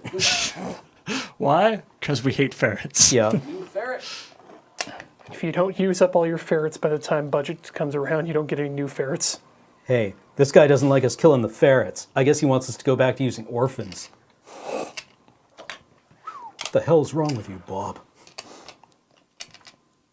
I just love the idea of like the, the supervisor coming by or like the president of Boeing or whatever coming by, and there's just a bunch of engineers all standing around, like with little bits of food and stuff, trying to coax a ferret out of the inner workings and be like, what Sam hell are you doing? What do we do here again? Like, this is some Looney Tune shit going on.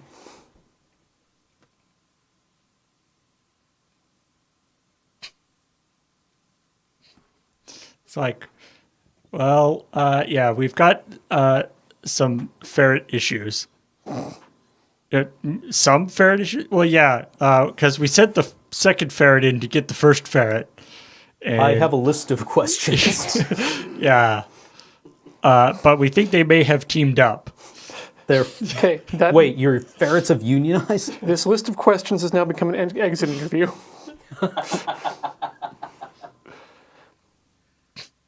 Have to form, yeah. you actually have to form union busters out of like, I don't know, mongoose. I guess? Yeah, cobras. Yeah. Yeah, why not use a snake? Yeah. 623rd United Cobras. Okay, try number 2. This time you guys don't get to see what I'm doing because I'm just going to make it work. Oh, now Yeah. we don't get to see it. Yeah, when the answer to why is there a ferret or why is there a snake in the plane is to get the ferret. Sick of all these motherfucking snakes on this motherfucking plane. Gently.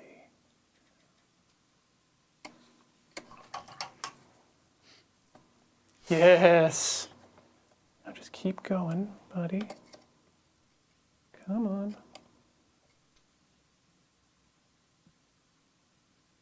It's in. It's flowing. Hey. I'm in. Spice may flow. In the pipe 5x5. Yeah, there are, well, 5 things currently in this pipe.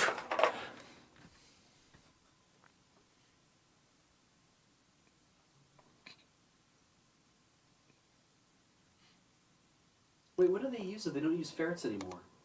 Probably robots. Oh, that's good. What a relief. Robots So and ferrets? sad. Automation taking ferret jobs. So just all been outsourced to the Chinese. I'm like, well, what do the Chinese use? We don't care. It's like when I forget what society it was trying to come up with a list of indoor pollutants, and they went to various carpet manufacturers and tried to ask them, well, what's in your products? And they're like, well, it's proprietary. And they're like, well, where do you get them? It's like suppliers. Well, where do they go after they're disposed of? Customers. We did it. Chat, we got there. New wiring all the Nice. way through. Yay! Keep pulling, keep pulling. No, I'm only going to pull out enough as much as I need to work with. And then from there we can decide what to do with the excess on the inside. My vote is to keep it there. See, luckily Safely sequestered. luckily that's not luckily it's not possible in this circumstance, but if there was any possibility of it, this would be the time when you find out you put the wire through the wrong way around. Well, actually, this brings up an interesting point, and not so much interesting as it is salient. I need to go grab something from the storage right now, which means Is it a bottle of whiskey? well, that'll come a little bit later. No, so this is probably a good time for us to take a quick break.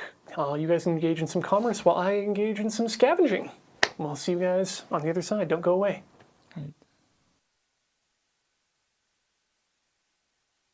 Hey, welcome back to Tinker Tailor Soldier Fry, where we are continuing to do some Silver Tower model painting. And I am now deep into the process of repairing this dual turntable.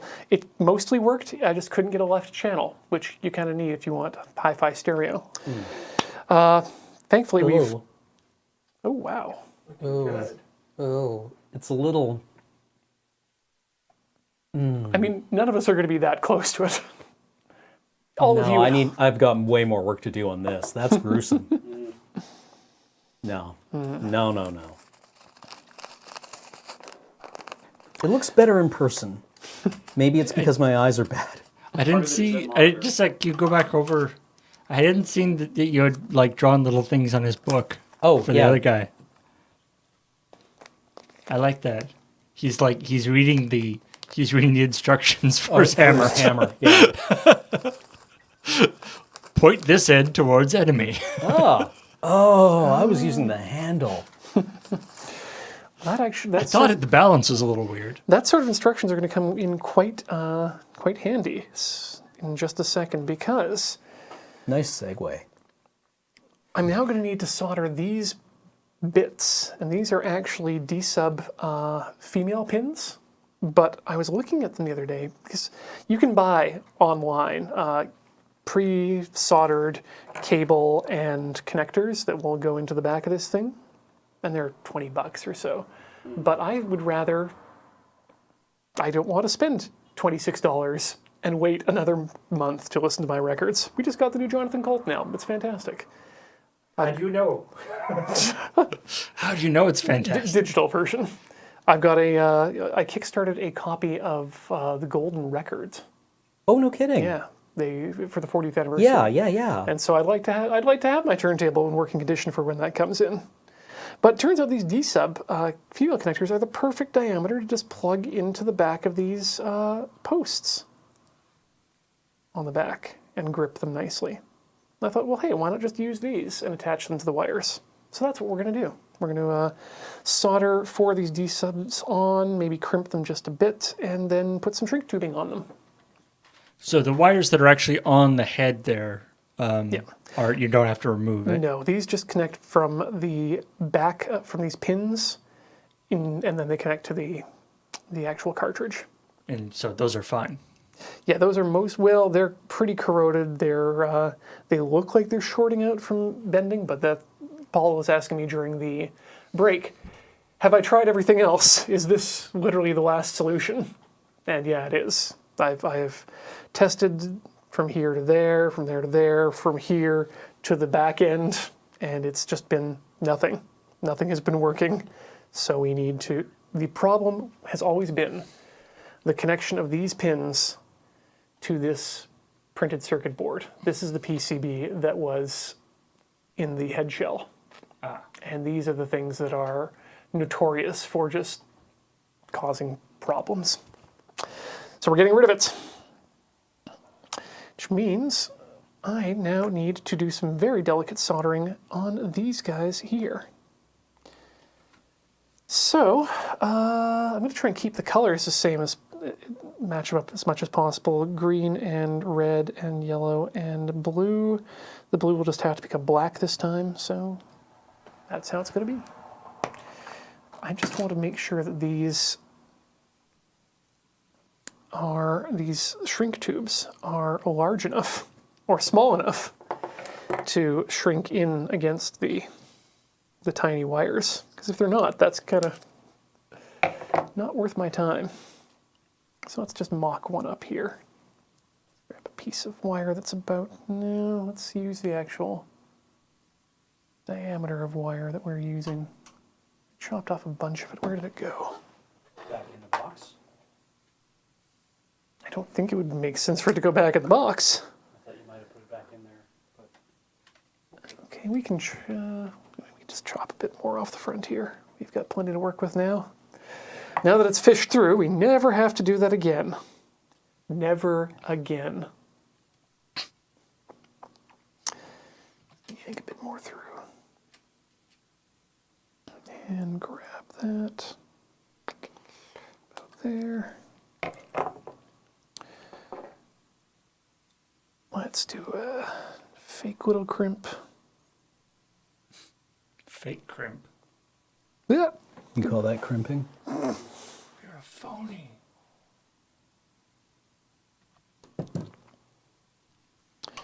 This is crimping. I really need to buy myself a proper crimping tool.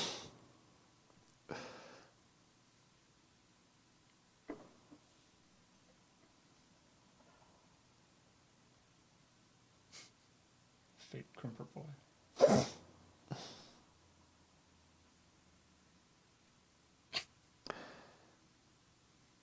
Thankfully, Banggood has some pretty good deals on crimping tools right now. Yeah, no, if for anyone out there who's looking to pick up electronic equipment, I highly recommend checking out Banggood at the moment. They seem to be my go-to place. The chuckling may continue. And Oh, probably good, will good, continue. good. Banggood.com. That's the name. Visit regularly for new deals. They're sort of like Deal Extreme, only... More extreme? Well, I mean, they're good. Damn. They're good. Damn, Horner, I didn't know. Oh, that was a Deal Extreme fan? Or they're just Banggood. Wait, are they part of DX? No, they are a different company entirely. Okay. And let's go ahead and just test mount this one here. It looks good to me, so I'm going to say let's move forward with operation. Oops. Good thing I don't need that anymore. Is that the name of the operation? Operation Good Thing We Don't Need That. Anymore.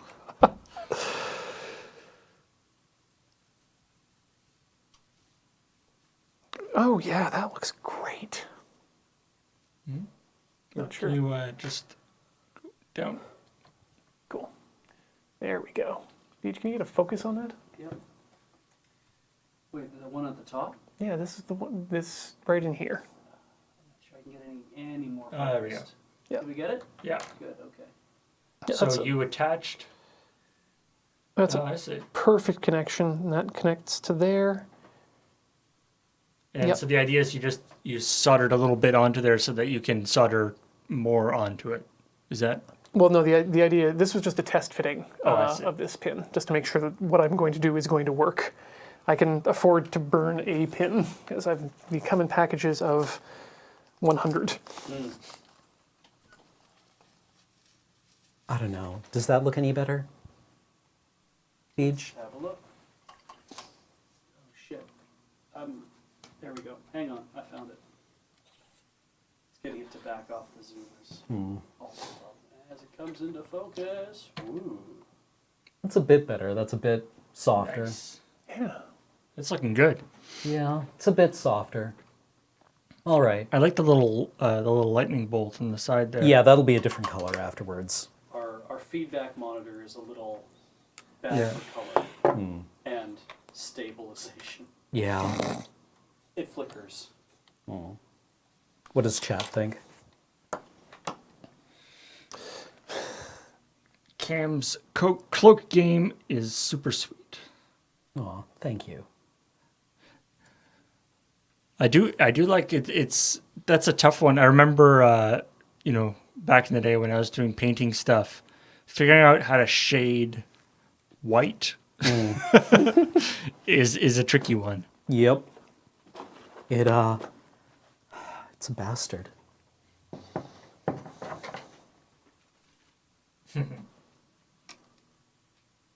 Superior cloaking technology.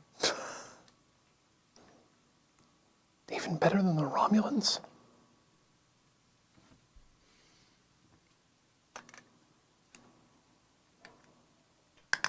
You know that Tumblr post that was going around a couple of months ago about like how Starfleet is just, or humans are just utterly batshit Yeah. in Star Trek, and that's why like, you know, they can beat the Borg and everything.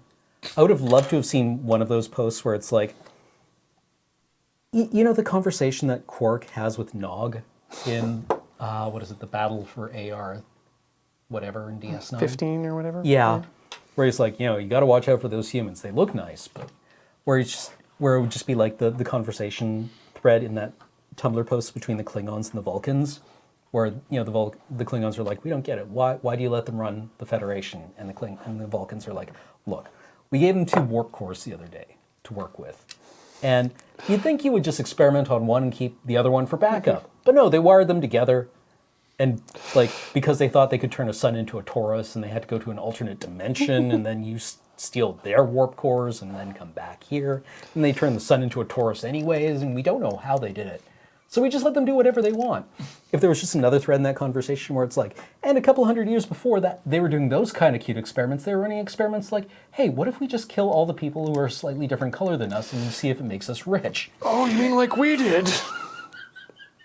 Say the Klingons. Right? So we're keeping a close eye on them. Don't worry about it. We have a series of asteroids that we've prepared to fall on their planet if they start getting any ideas. But, yeah.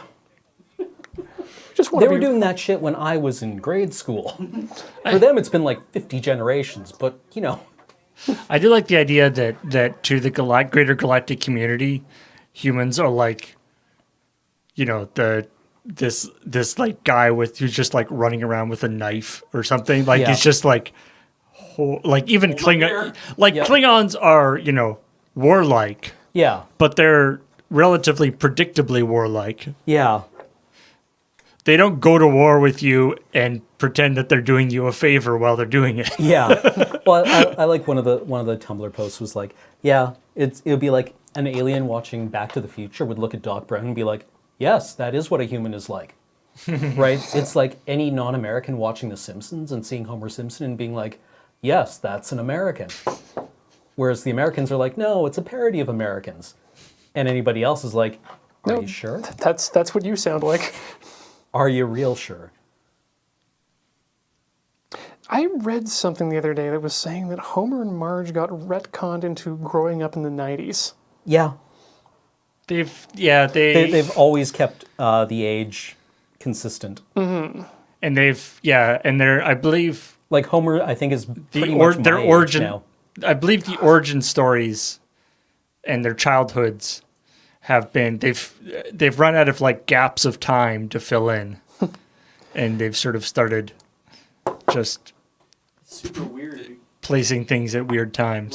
Like prom for them was in the 70s. Everyone had those leisure suits and stuff. Yeah. Yeah. Bill- So if you watch old episodes of The Simpsons, it's in the 70s, and now it's going to be like dudes with zoot suits and Zima rather than Billy Beer. Yeah. like all those kind of things. Billy Beer. That's true. Grandpa was always in World War II, Yeah. which becomes odder and odder as time goes Yeah. by. Oh my God, is Grandpa Simpson's going to be America's last living World War II veteran? Like seriously, what happens when when that is the case? Do they retcon him into being a Vietnam vet? Gulf War veteran. That's how long they'll wait. I mean, it's like the thing have to where pick the last one MASH you went want. on quite a bit longer than the actual Korean War went on. Yeah. Like you have to pick the last war you won, and then make somebody when it's no longer feasible. It's like, oh yeah, Gulf War it is, sure.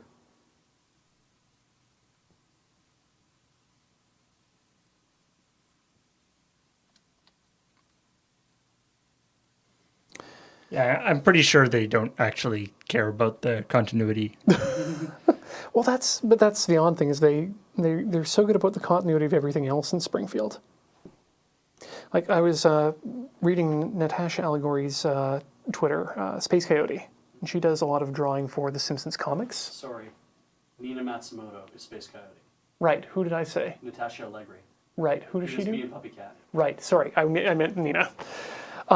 And she was talking about the fact that she self-inserted a comic shop from Vancouver into one of the panels, but didn't call it a comics shop. They just gave it the proper name portion of the name, because you're not, according to Simpsons sort of canon, you don't put in another comic shop or another ice cream shop or something like that, because the comic shop of Springfield is the android's Dungeon. Android's Dungeon, right.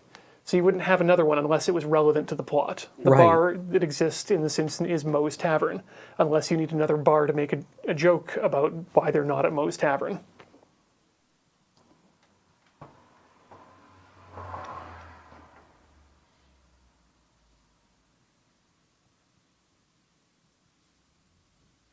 Yeah, it's one of those things where it's like it's fine if you like it's the floating timeline, right? Because it's fine if you just want your show to be kind of unstuck in time, but the problem is that they also really want to make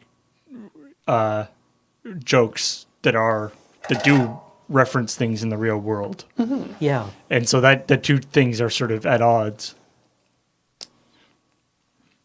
I was reading an article, not an article, what the shit, I was reading some shitty forum posts. That's much better. Same thing. Yeah, it was a lot of people having a lot of opinions on episodes of TV that did not age well. And of course The Simpsons get brought up, and specifically Homer's Phobia, Which, which is the one where John Waters guest stars. Oh yeah, It's yes. like Bart might be gay, right? And, oh yeah, yeah. And they're saying you watch it now, and it's really rough because Homer's bigotry is on display, despite the fact that he's never that bigoted any other Yeah, time. he's supposed to be like fundamentally, like he's supposed to be a buffoon, but he's supposed to be fundamentally like, Good-natured. yeah. And you watch this and it's like, oh, but he's really, really bigoted about this. It's like, well, because it was supposed to drive home the paranoia he was feeling about it. It's like, yeah, but when you watch it now, you don't feel the paranoia. You feel like, oh my god, he's just an asshole. Yeah. Like, what the fuck is wrong with you, dude? Yeah, but then other people said if you put it in the context of it, it's like watching All in the Family. Where the joke is that if Archie Bunker doesn't know that he's the butt of the joke. Yeah. Or also that he learns over time. Right? Like he's kind of like, oh, okay, maybe I am a little wrong about that.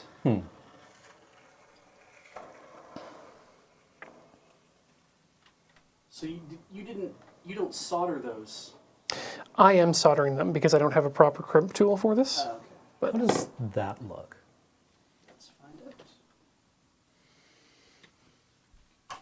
1 second. oopsie. That thing is 1.3 meters in front of me. Fact. I like what you did with the lightning bolts there to Yeah. make them so that they're more of like just a shadow. Yeah. I really want to keep these models kind of like, I mean, it sounds weird to say I want to keep them like monochromatic, but not have a whole lot of like explosion at the clown factory going on, right? Like keep a lot of the colors more, have a limited color palette, I guess. Right. I mean, more like real clothes. Yeah. I think I like the priest's clothes a lot more than this guy's. Is it deliberate that like the cape is white as the priest's thing is? Like, is that sort Yeah. of part of? Are you trying to do kind of a group color scheme? Yeah, a little bit. Trying to maintain at least some kind of like elements across them. Oh, his arm. Also, his head. Yeah, his head is currently missing. Don't worry about it. He'll be fine.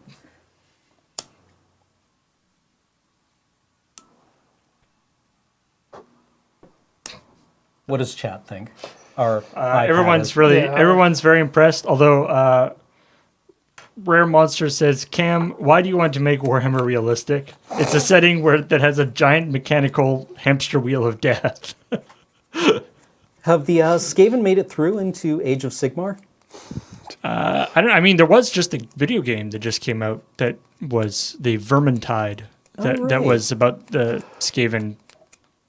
Man, I love Coming the in- Skaven so much. It's just a shame that they're like, they were never balanced. like the Skaven were the rat men in the Warhammer Fantasy universe, and they had all kinds of like weird, Yeah, they have like shown up. chemical warfare weapons and like Gatling guns and Right. like very kind of like First World War stuff. And as expected, up against a setting where the other high technology race has arquebuses, right? They were a little overpowered. Is it just that there'd be thousands upon thousands of them? Yes, there were a lot of them, but they're weird and wonderful weapons that were supposed to be like unpredictable. Were unpredictable, but basically all it meant was that sometimes when you pull the trigger on a warp fire thrower, it works normally, and sometimes it explodes. When it works normally, it wipes out 500 points of the opposing army, and when it explodes, you lose 2 rats. Right? And that was supposed to be like the balancing factor. I see. Right? It's like, oh, my 1 warp fire thrower exploded. Anyway, moving on to my other 3. And the other thing is that they did have a lot of overlap with orcs too, or orcs and goblins and A stuff. little bit. I felt their character was quite a bit different, but yeah, they were another horde army. And Right. and I guess in fantasy orcs don't have as much of the random factor. That's more of a 40K thing. Yeah. I had always just assumed that Warhammer meant Warhammer 40K. And it No, wasn't no. until I saw stuff that had the Warhammer logo on it that lacked it. And I'm like, that is a very different logo. Yeah. Yeah. Warhammer Fantasy came first. Yeah. And although to be fair, a lot of the stuff from 40K could be Warhammer fan. Like for some reason, part of the aesthetic in Warhammer 40K is everybody likes to have castles, Ah, yes. except instead these are castles on the tops of big mechs. That's right. Yeah.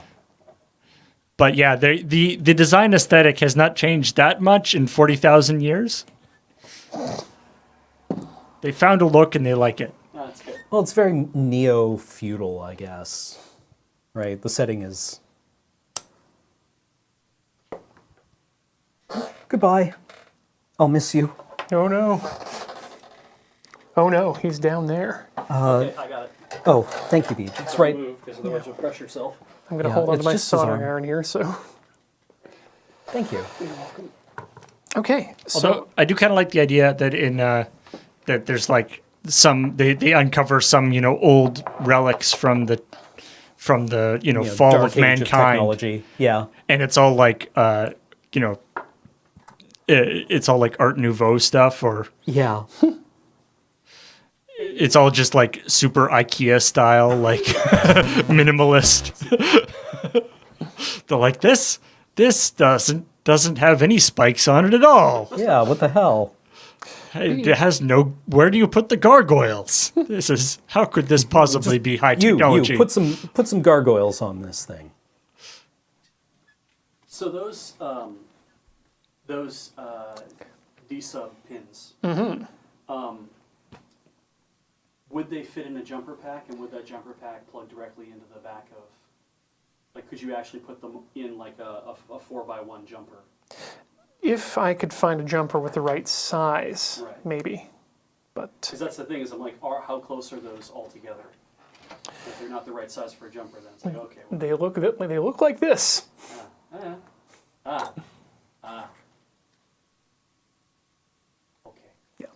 I've forgotten which cable corresponds with which, so now I need to look at that. Darn, all these things need to be in the correct space. Frank Lloyd Wright was burned as a heretic. As long as they got Le Corbusier as well, I'll allow it. Yeah. And you don't even know what want to know what they did to Frank Gehry. Yeah.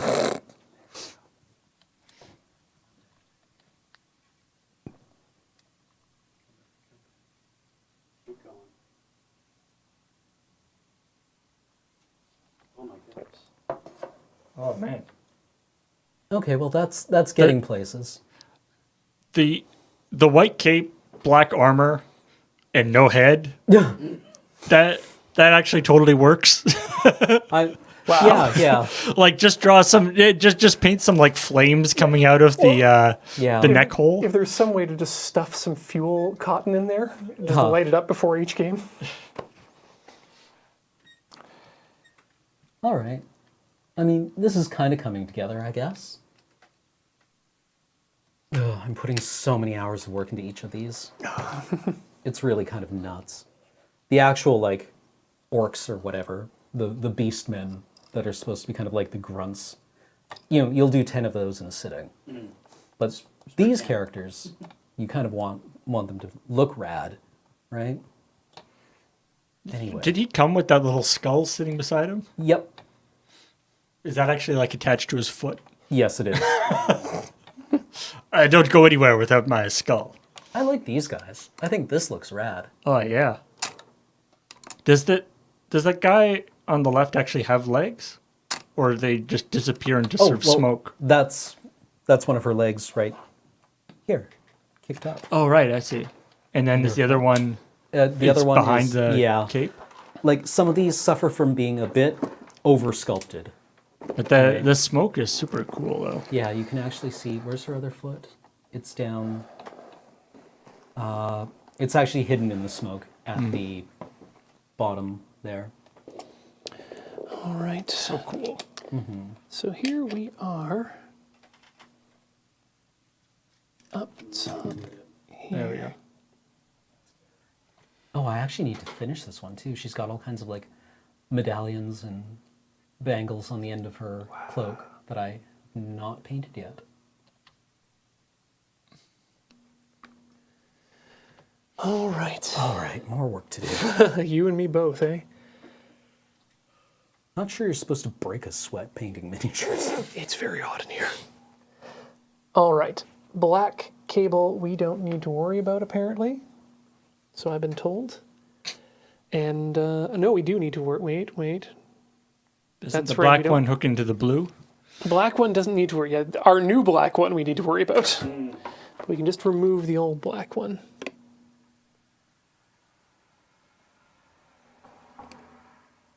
Okay. How do? I'm just trying to figure out what colors to do all these things. Yep. I really like trying to keep the black as stark as possible and the white as stark as possible. Right, so you've got like the base, so you just need one kind of a spot color. Yeah. While still making them like visually interesting. Right, so that people aren't like, you look at them and people ask like, oh, they're nice, what color are you going to paint them? Right, which is just like death for painters. Right, I used to play this Marine chapter called the Raven Guard. And as you could predict, they were all black, and people would look at them and go, oh yeah, they'll probably look nice when they're painted. And it's like, no, I worked really hard on that. Sorry about Shades of black. I worked for months to get that. Just like a big list of the one phrase that you can say to various different professions to completely ruin their entire day. Yeah, exactly. You have a lot of time. You must have a lot of time on your hands. Is one that I like. For especially for people who do, various creative professions. Knowledge workers. People with soft hands. Kind of like the equivalent of the, I'm a doctor. Oh, well, I've got this growth on my junk. It's like, please do not. Do tell me more. Yeah, oh, that's fascinating. That's exactly what I want to do with this cocktail party. I have never heard of one of those things before. You just oh, you're gonna die. Yeah. First thing in the morning, need you to make an appointment. No, don't tell me. I want to be surprised. Yeah. This sounds fantastic. What I'm going to ask you to do is go home and find a hacksaw and just cut that right off. Yep. Right off. Something goes wrong, emergency. That's what they're there for. Yeah. If it comes back, see me. It's when you go like, I'm actually a doctor of medieval studies. Yeah. That was my favorite bit of trivia from Indiana Jones. Is that his father, Henry Jones Sr., is a professor of medieval literature. Which is kind of like a throwaway line, but I always assumed he was another archaeologist, and he's not.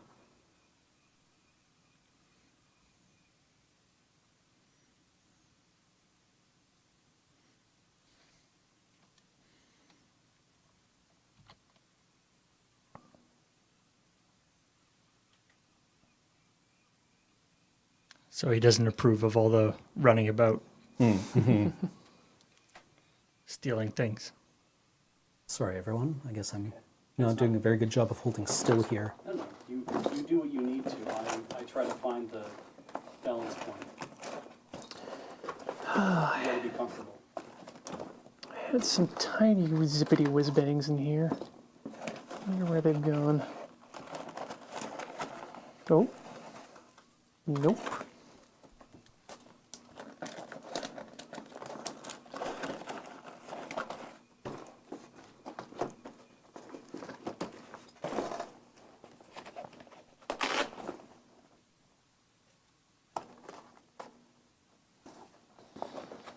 Gone forever. Maybe one day I'll just be painting miniatures and suddenly think, I finally cracked it. I've finally gotten good. I've gotten good at this. And then I'll just realize my eyes have completely gone. Oh. What size did you need, Ian? Tiny, but I don't need one. No. We got some. Yeah. In the drawer of the equipment office? Yep. Like this size. Where those are.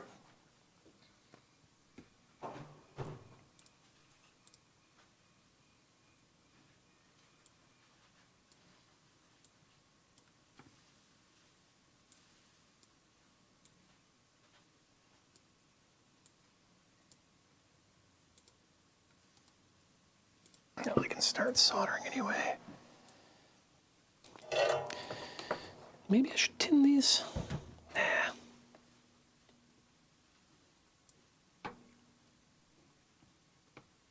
Oh yeah, that's right. I have a solder sucker for this. What is that? It's literally a device that does what it says on the tin. Oh, thank you. Let's take one of them. It sucks hot solder away from a joint. This was provided to us by Hosk. Oh, kind of like wicking it away? No, it's just a vacuum that Oh. pulls the solder out. So I'll just heat up the contact.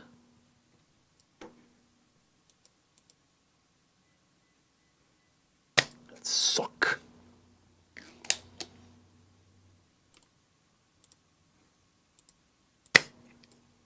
Nice.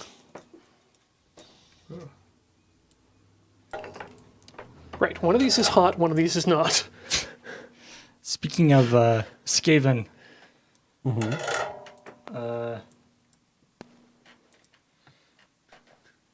Beholder21 in the chat just linked a Skaven picture. You can see it on the back there. Oh. Oh, nice. Nice grace here. He's been working on, looking very nice. I like all the curly bits off of his cloak Yeah. Yeah, that's wild. Good work. and the little tuft of grass. Skaven are wild. I love them. I just wish they had ever figured out how to balance them. Yeah, the Like the- Gracier on a whaling, or on a, what was the bell called? Was it just a whaling bell? Yeah, something like that. But the relationship between whether an army is fun to paint and whether it's fun to play is not necessarily connected at all. Yeah. Well, because, yeah, the Skaven were just really, really RNG dependent. Because, like, Screaming Bell. Screaming Bell, yeah, the Screaming Bell was a thing that amplified the power of their wizards. And occasionally it caused them to explode. So it was like, the Skaven player would roll like 2d6, and if they rolled a 12, they blew up your entire army. If they rolled a 2, their wizard died. Right? And it's like, really hard to feel one way or another about winning or losing these games. I guess I'm just here for the ride.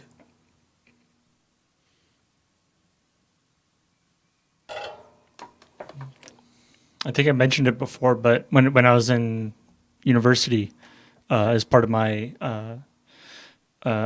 the information technology course that I was doing, we had a whole thing on web development and stuff. And, as part of it, we were actually you had to sort of build a website for a local company, and I built a website for my friends who were model painters. Oh, no kidding.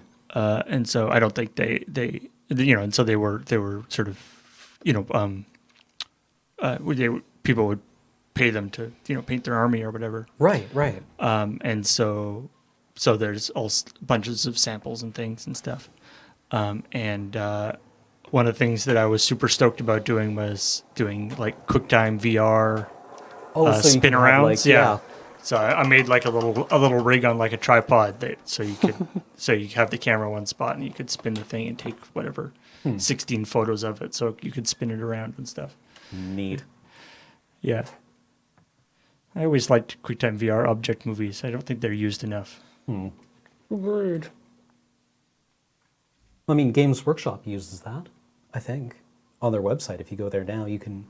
Do they have some of that stuff? Yeah, if you go to gamesworkshop.com. And I mean, now things are gotten to the more sophisticated part now where they actually have like, they sort of like map things onto like a real 3D model so you can do it. Because object movies were always, it was just like a series of photos that you... Right. Kind of you like move through. an animated GIF with a Right. bar, Right. basically, yeah. You kids today have it so easy with your shockwave flashes. But I would remember I was one of two people back in Alberta in '96, I think, who had a QuickTime VR or access to a QuickTime VR license. My high school, for some reason, decided that this is a thing they wanted to do, a 3D tour. Did you know the other guy that had a license? Nope. How do you know that there were only two of you? That's what my advisor told me. I chose to believe them. It made me sound cool. I was just imagining that like you guys would like get together for coffee or whatever. Yeah, QuickTime VR was hard at that point too because you had to use a terminal command line, and this was Mac OS 7, which didn't have a command line. Oops.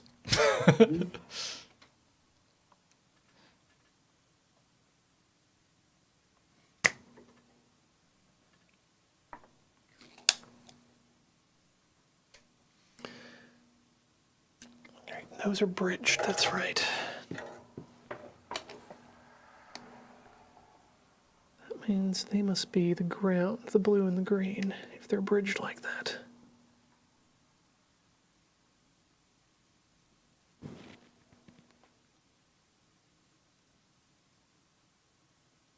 Yep, that's right, that's the ground.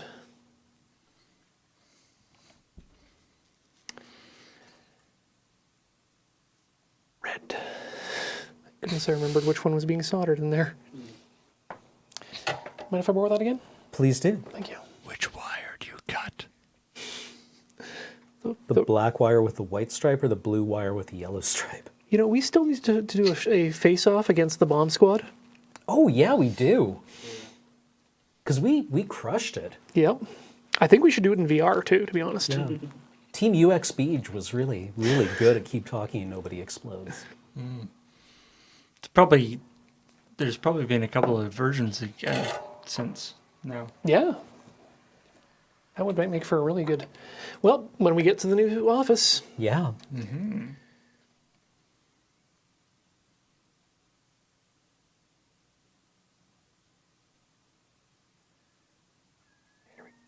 let go. Get some really good joins here today. Feeling pretty good about myself. That's when you ruin everything.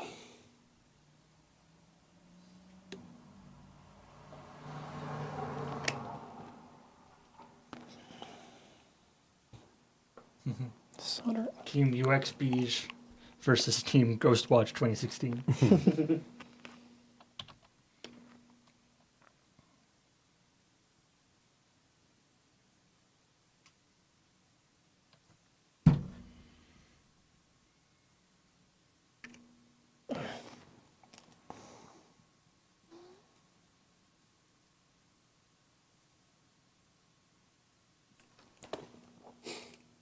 Sure.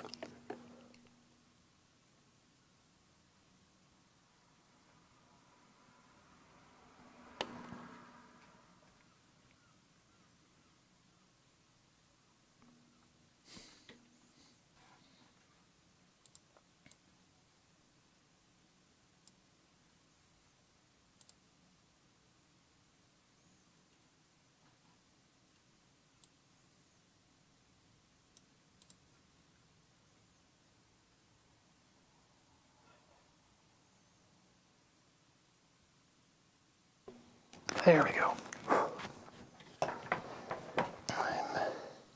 I'm smelling some melting bits that I've never smelled before, so That's a new type of cancer. means Is that that it's something good? different in the 70s. Okay. When you're worried your lead solder is dislodging something toxic. Right, let's get this back into where it belongs. Little holes. Tiny, tiny holes. Are in your hole? You are in your hole. That is good. Button you back up. I can smell that. My van's in. Jesus. Do you think we spend too much time together? No, I do. never thought that.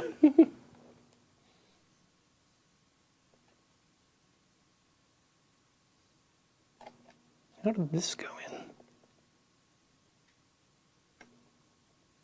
Let's go back to the board. Oh.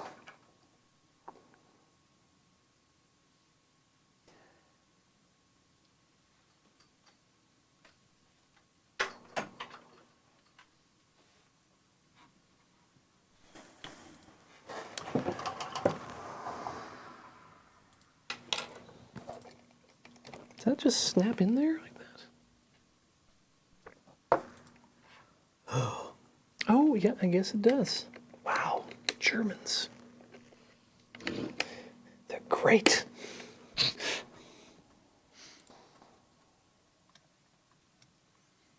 Didn't realize Dual was a German brand. Oh, I'm certain they are, given the look of it.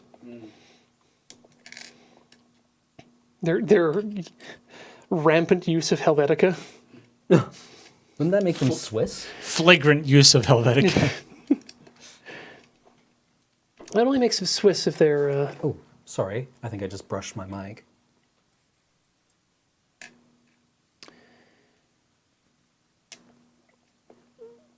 The Swiss also speak German?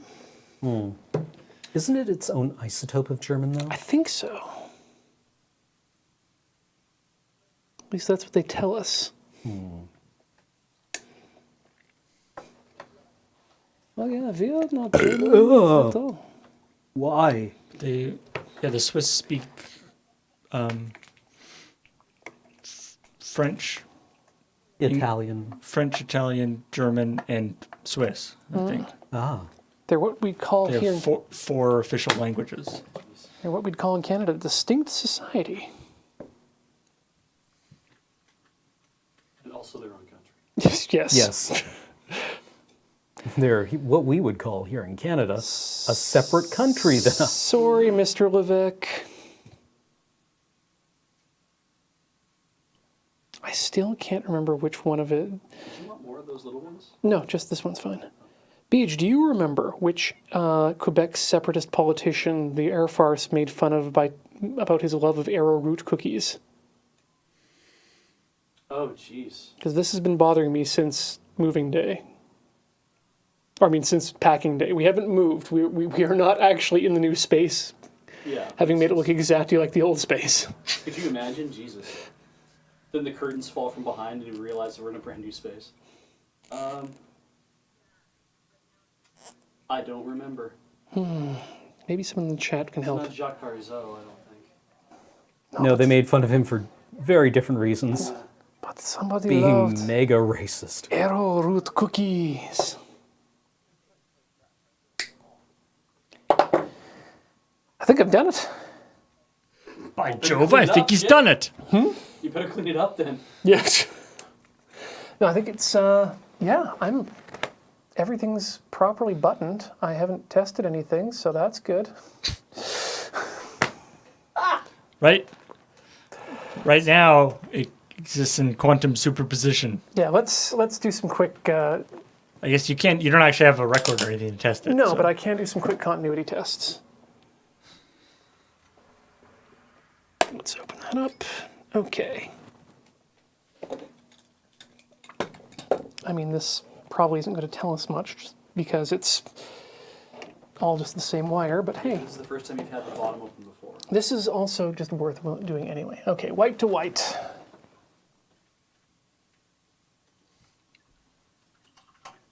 Good times. Red to red.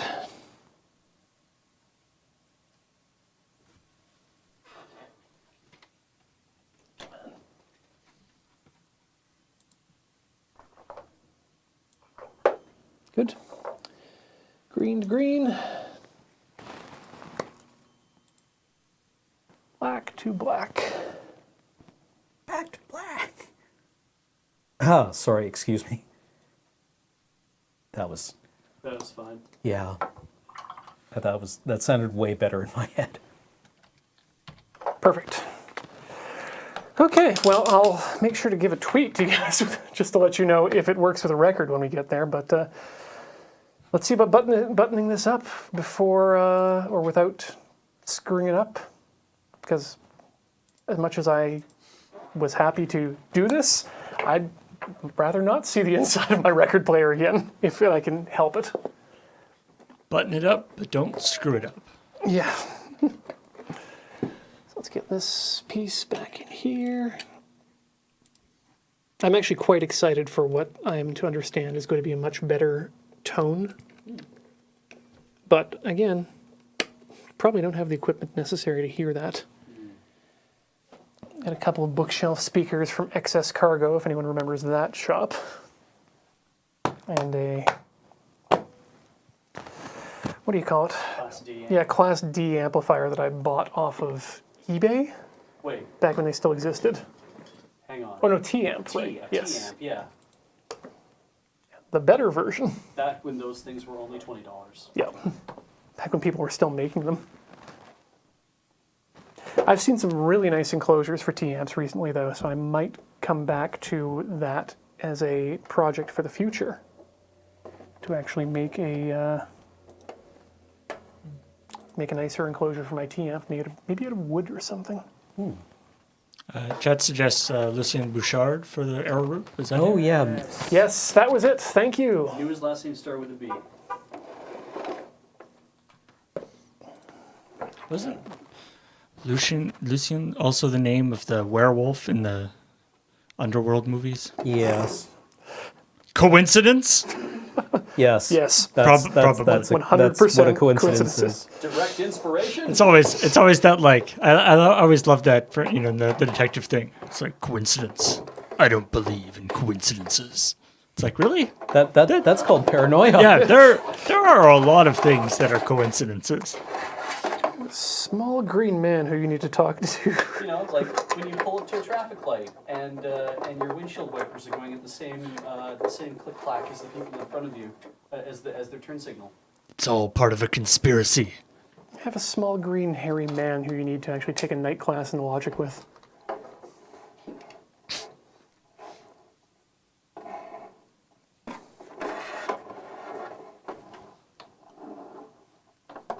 Yoda.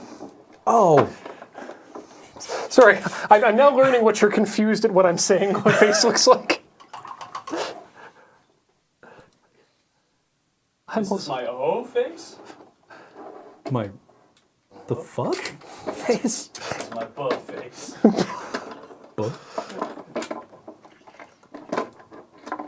Ooh, maybe I should tape that up. Can I get some gaffy tape, please?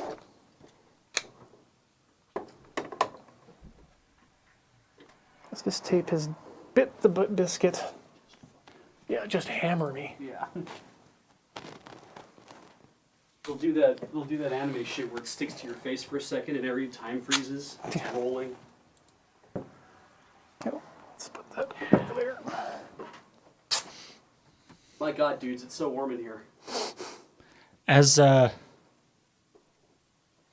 coming down to the end of the stream here, I believe we do have a traditional injury poll. Yeah, we certainly do. What's the results of that, Paul? And as Couldn't Pick username says, this will be, I guess, the final Tinker Tailor Solder Fry in this moon base. And hopefully the last poll also, because otherwise something has gone terribly wrong. All right. What do we got? We have 29% of people say that after the modifications to it, Ian has somehow made the turntable into a more functional Dreamcast than the Dreamcast itself at this point. I kind of like that. I mean, if you could somehow get Dreamcast games onto a turntable, like onto a record, because there were the cassette tape things for old Commodore. Yeah. Yeah, you could probably press at least a Commodore game onto a vinyl. 19% of people said, despite all expectations of the contrary, Ian successfully repairs the turntable, which I believe that has happened. Yeah. Well, we haven't verified it, but it appears to have happened. Yeah, he'll get you verification later, chat, but... We have little faith. 26 people said... We have little faith. Thanks, Cam. 26 people said Le Mans never ended. And you're still driving. Wake up, Ian. Wake up. Oh, God. I'm late for Johnny's shift. 12% of people said Beige takes now the completed T-shirt cannon and uses it to fire all of LRR's costumes to the new Moonbase's costume room with perfect accuracy. Sounds legit. Yeah. I believe I did ask about that, but it might not be practical Maybe not. for a variety of reasons. Yeah. 10% said the turntable spins Ian right round, baby. Just all of him like a record, baby.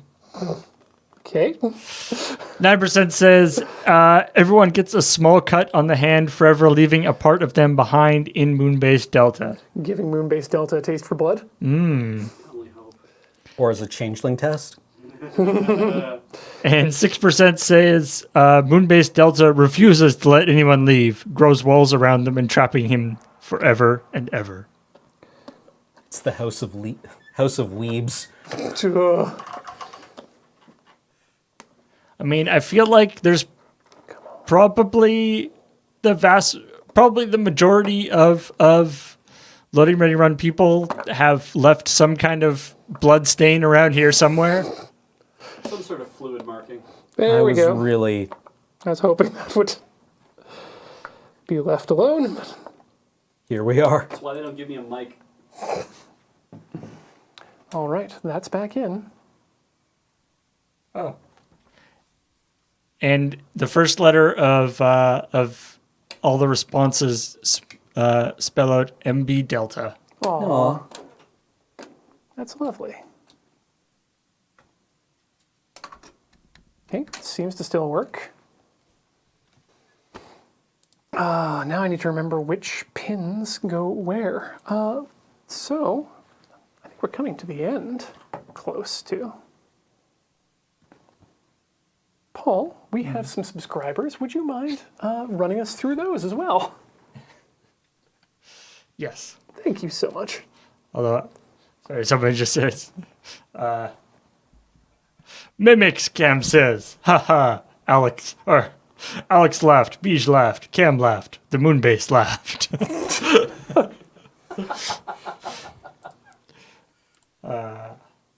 Alrighty, let's look at the subscribers. Black and green to the bottom.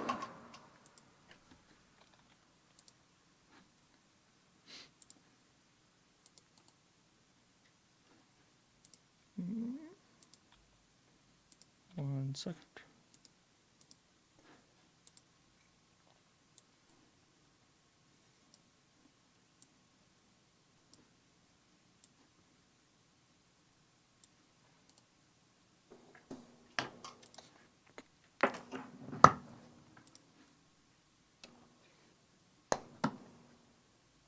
Do you think we all just believe that we could sing like the lead singer from AC/DC in our own heads? Wasn't that chapter from Snow Crash? Until he is about the age of 20, every man believes he could be. The singer from AC/DC. Yeah, given the right circumstances. Sounds about right. So, white and red up top. Who is paired with bottoms there? So black is white bot's bottom. And that means that green is red's bottom. I can trust that makes sense. Me too. Okay, now the moment of truth. Can I jam it on there? Precision instrument.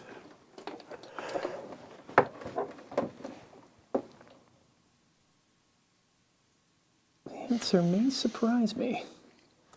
Alrighty, can you guys see the monitor there, or do you want the iPad? The iPad would probably be helpful. TBH. It's gonna rattle a bit. Actually, do we have to do it in front? Yeah, because it looks better. Okay. That's in there. I might clean up some of those wires later, but yeah, Job's a good one. it looks like it's in place. These might be a bit long, these wires, but the nice thing is I left a lot of slack at the bottom, so I can always pull them out and resolder them later, should I desire. Cool. Good work, Ian. Thank you, Kim. I'm really happy. Feeling of accomplishment? There's a lot of feeling of accomplishment. The real feeling is going to be when I plug this back in and get to listen to something. You guys see that? Yes. Yes. Really happy with the progress on the models, too. Yeah, thank you. I'm feeling good about this. All right. Okay. Thank you very much, everybody who has subscribed and followed us during this stream. In particular, these people.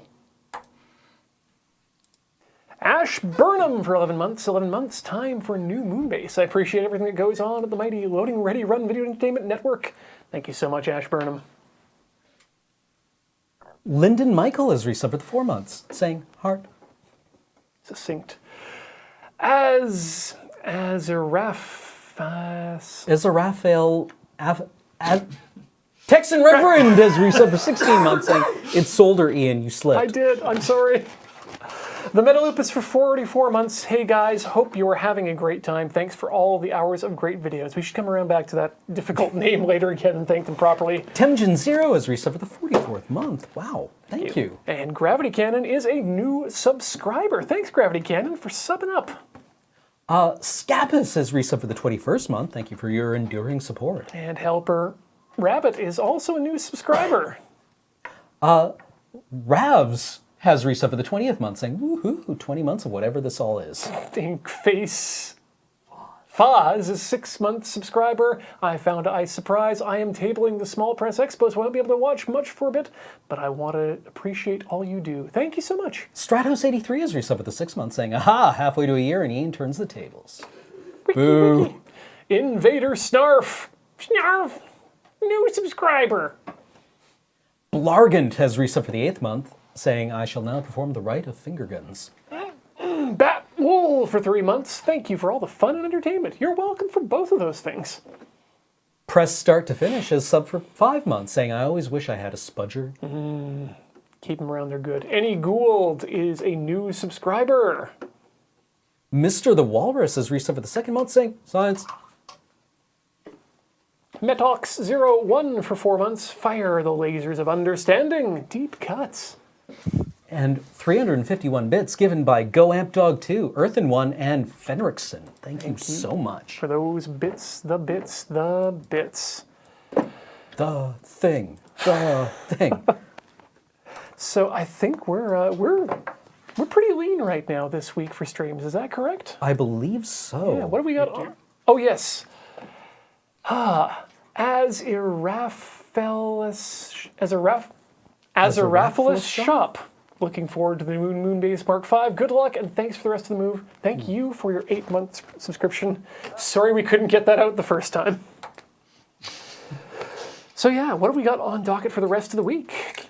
We got New Day Tuesday tomorrow. Sweet. That's going to be doing Tacoma. Yeah, it's going to be with Beej and Corey. That's really exciting. Yeah, we wanted to do that last week, but it came out Tuesday night. Yeah.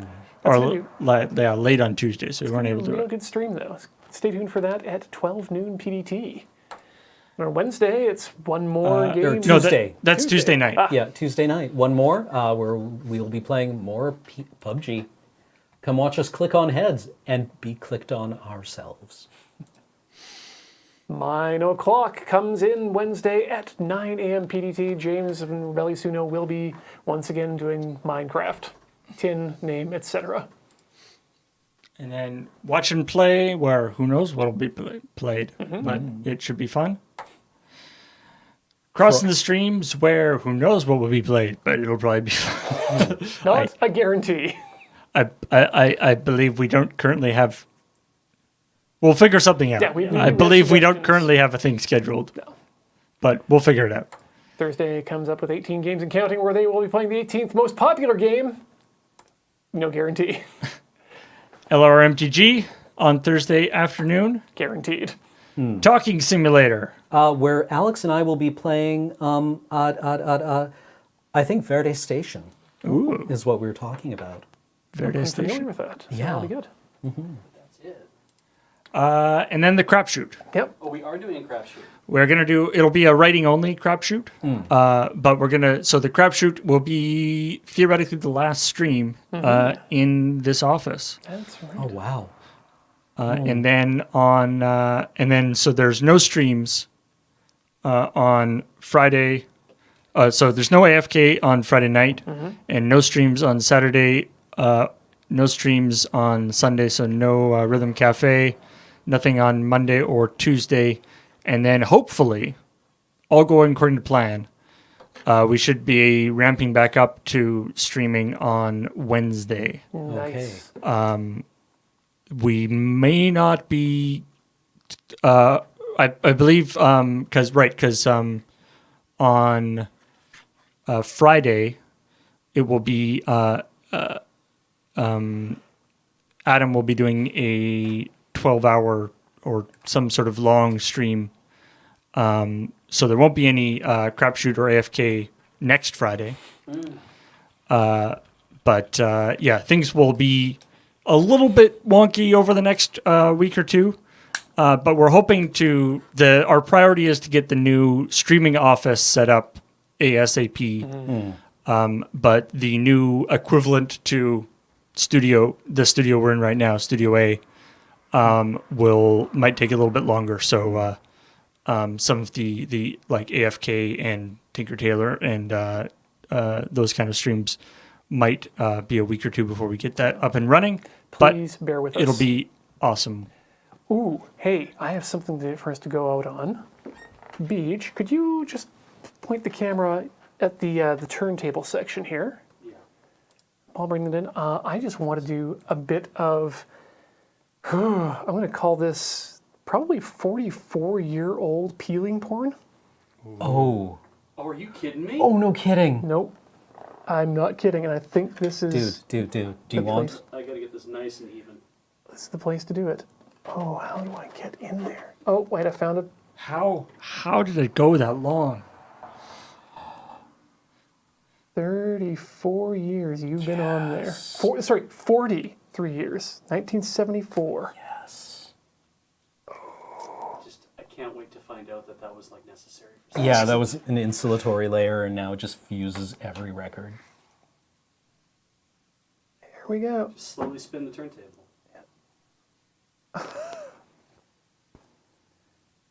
Doesn't want to come off in one piece, but you know what? Let's do it. That many years will do it to you. There we go.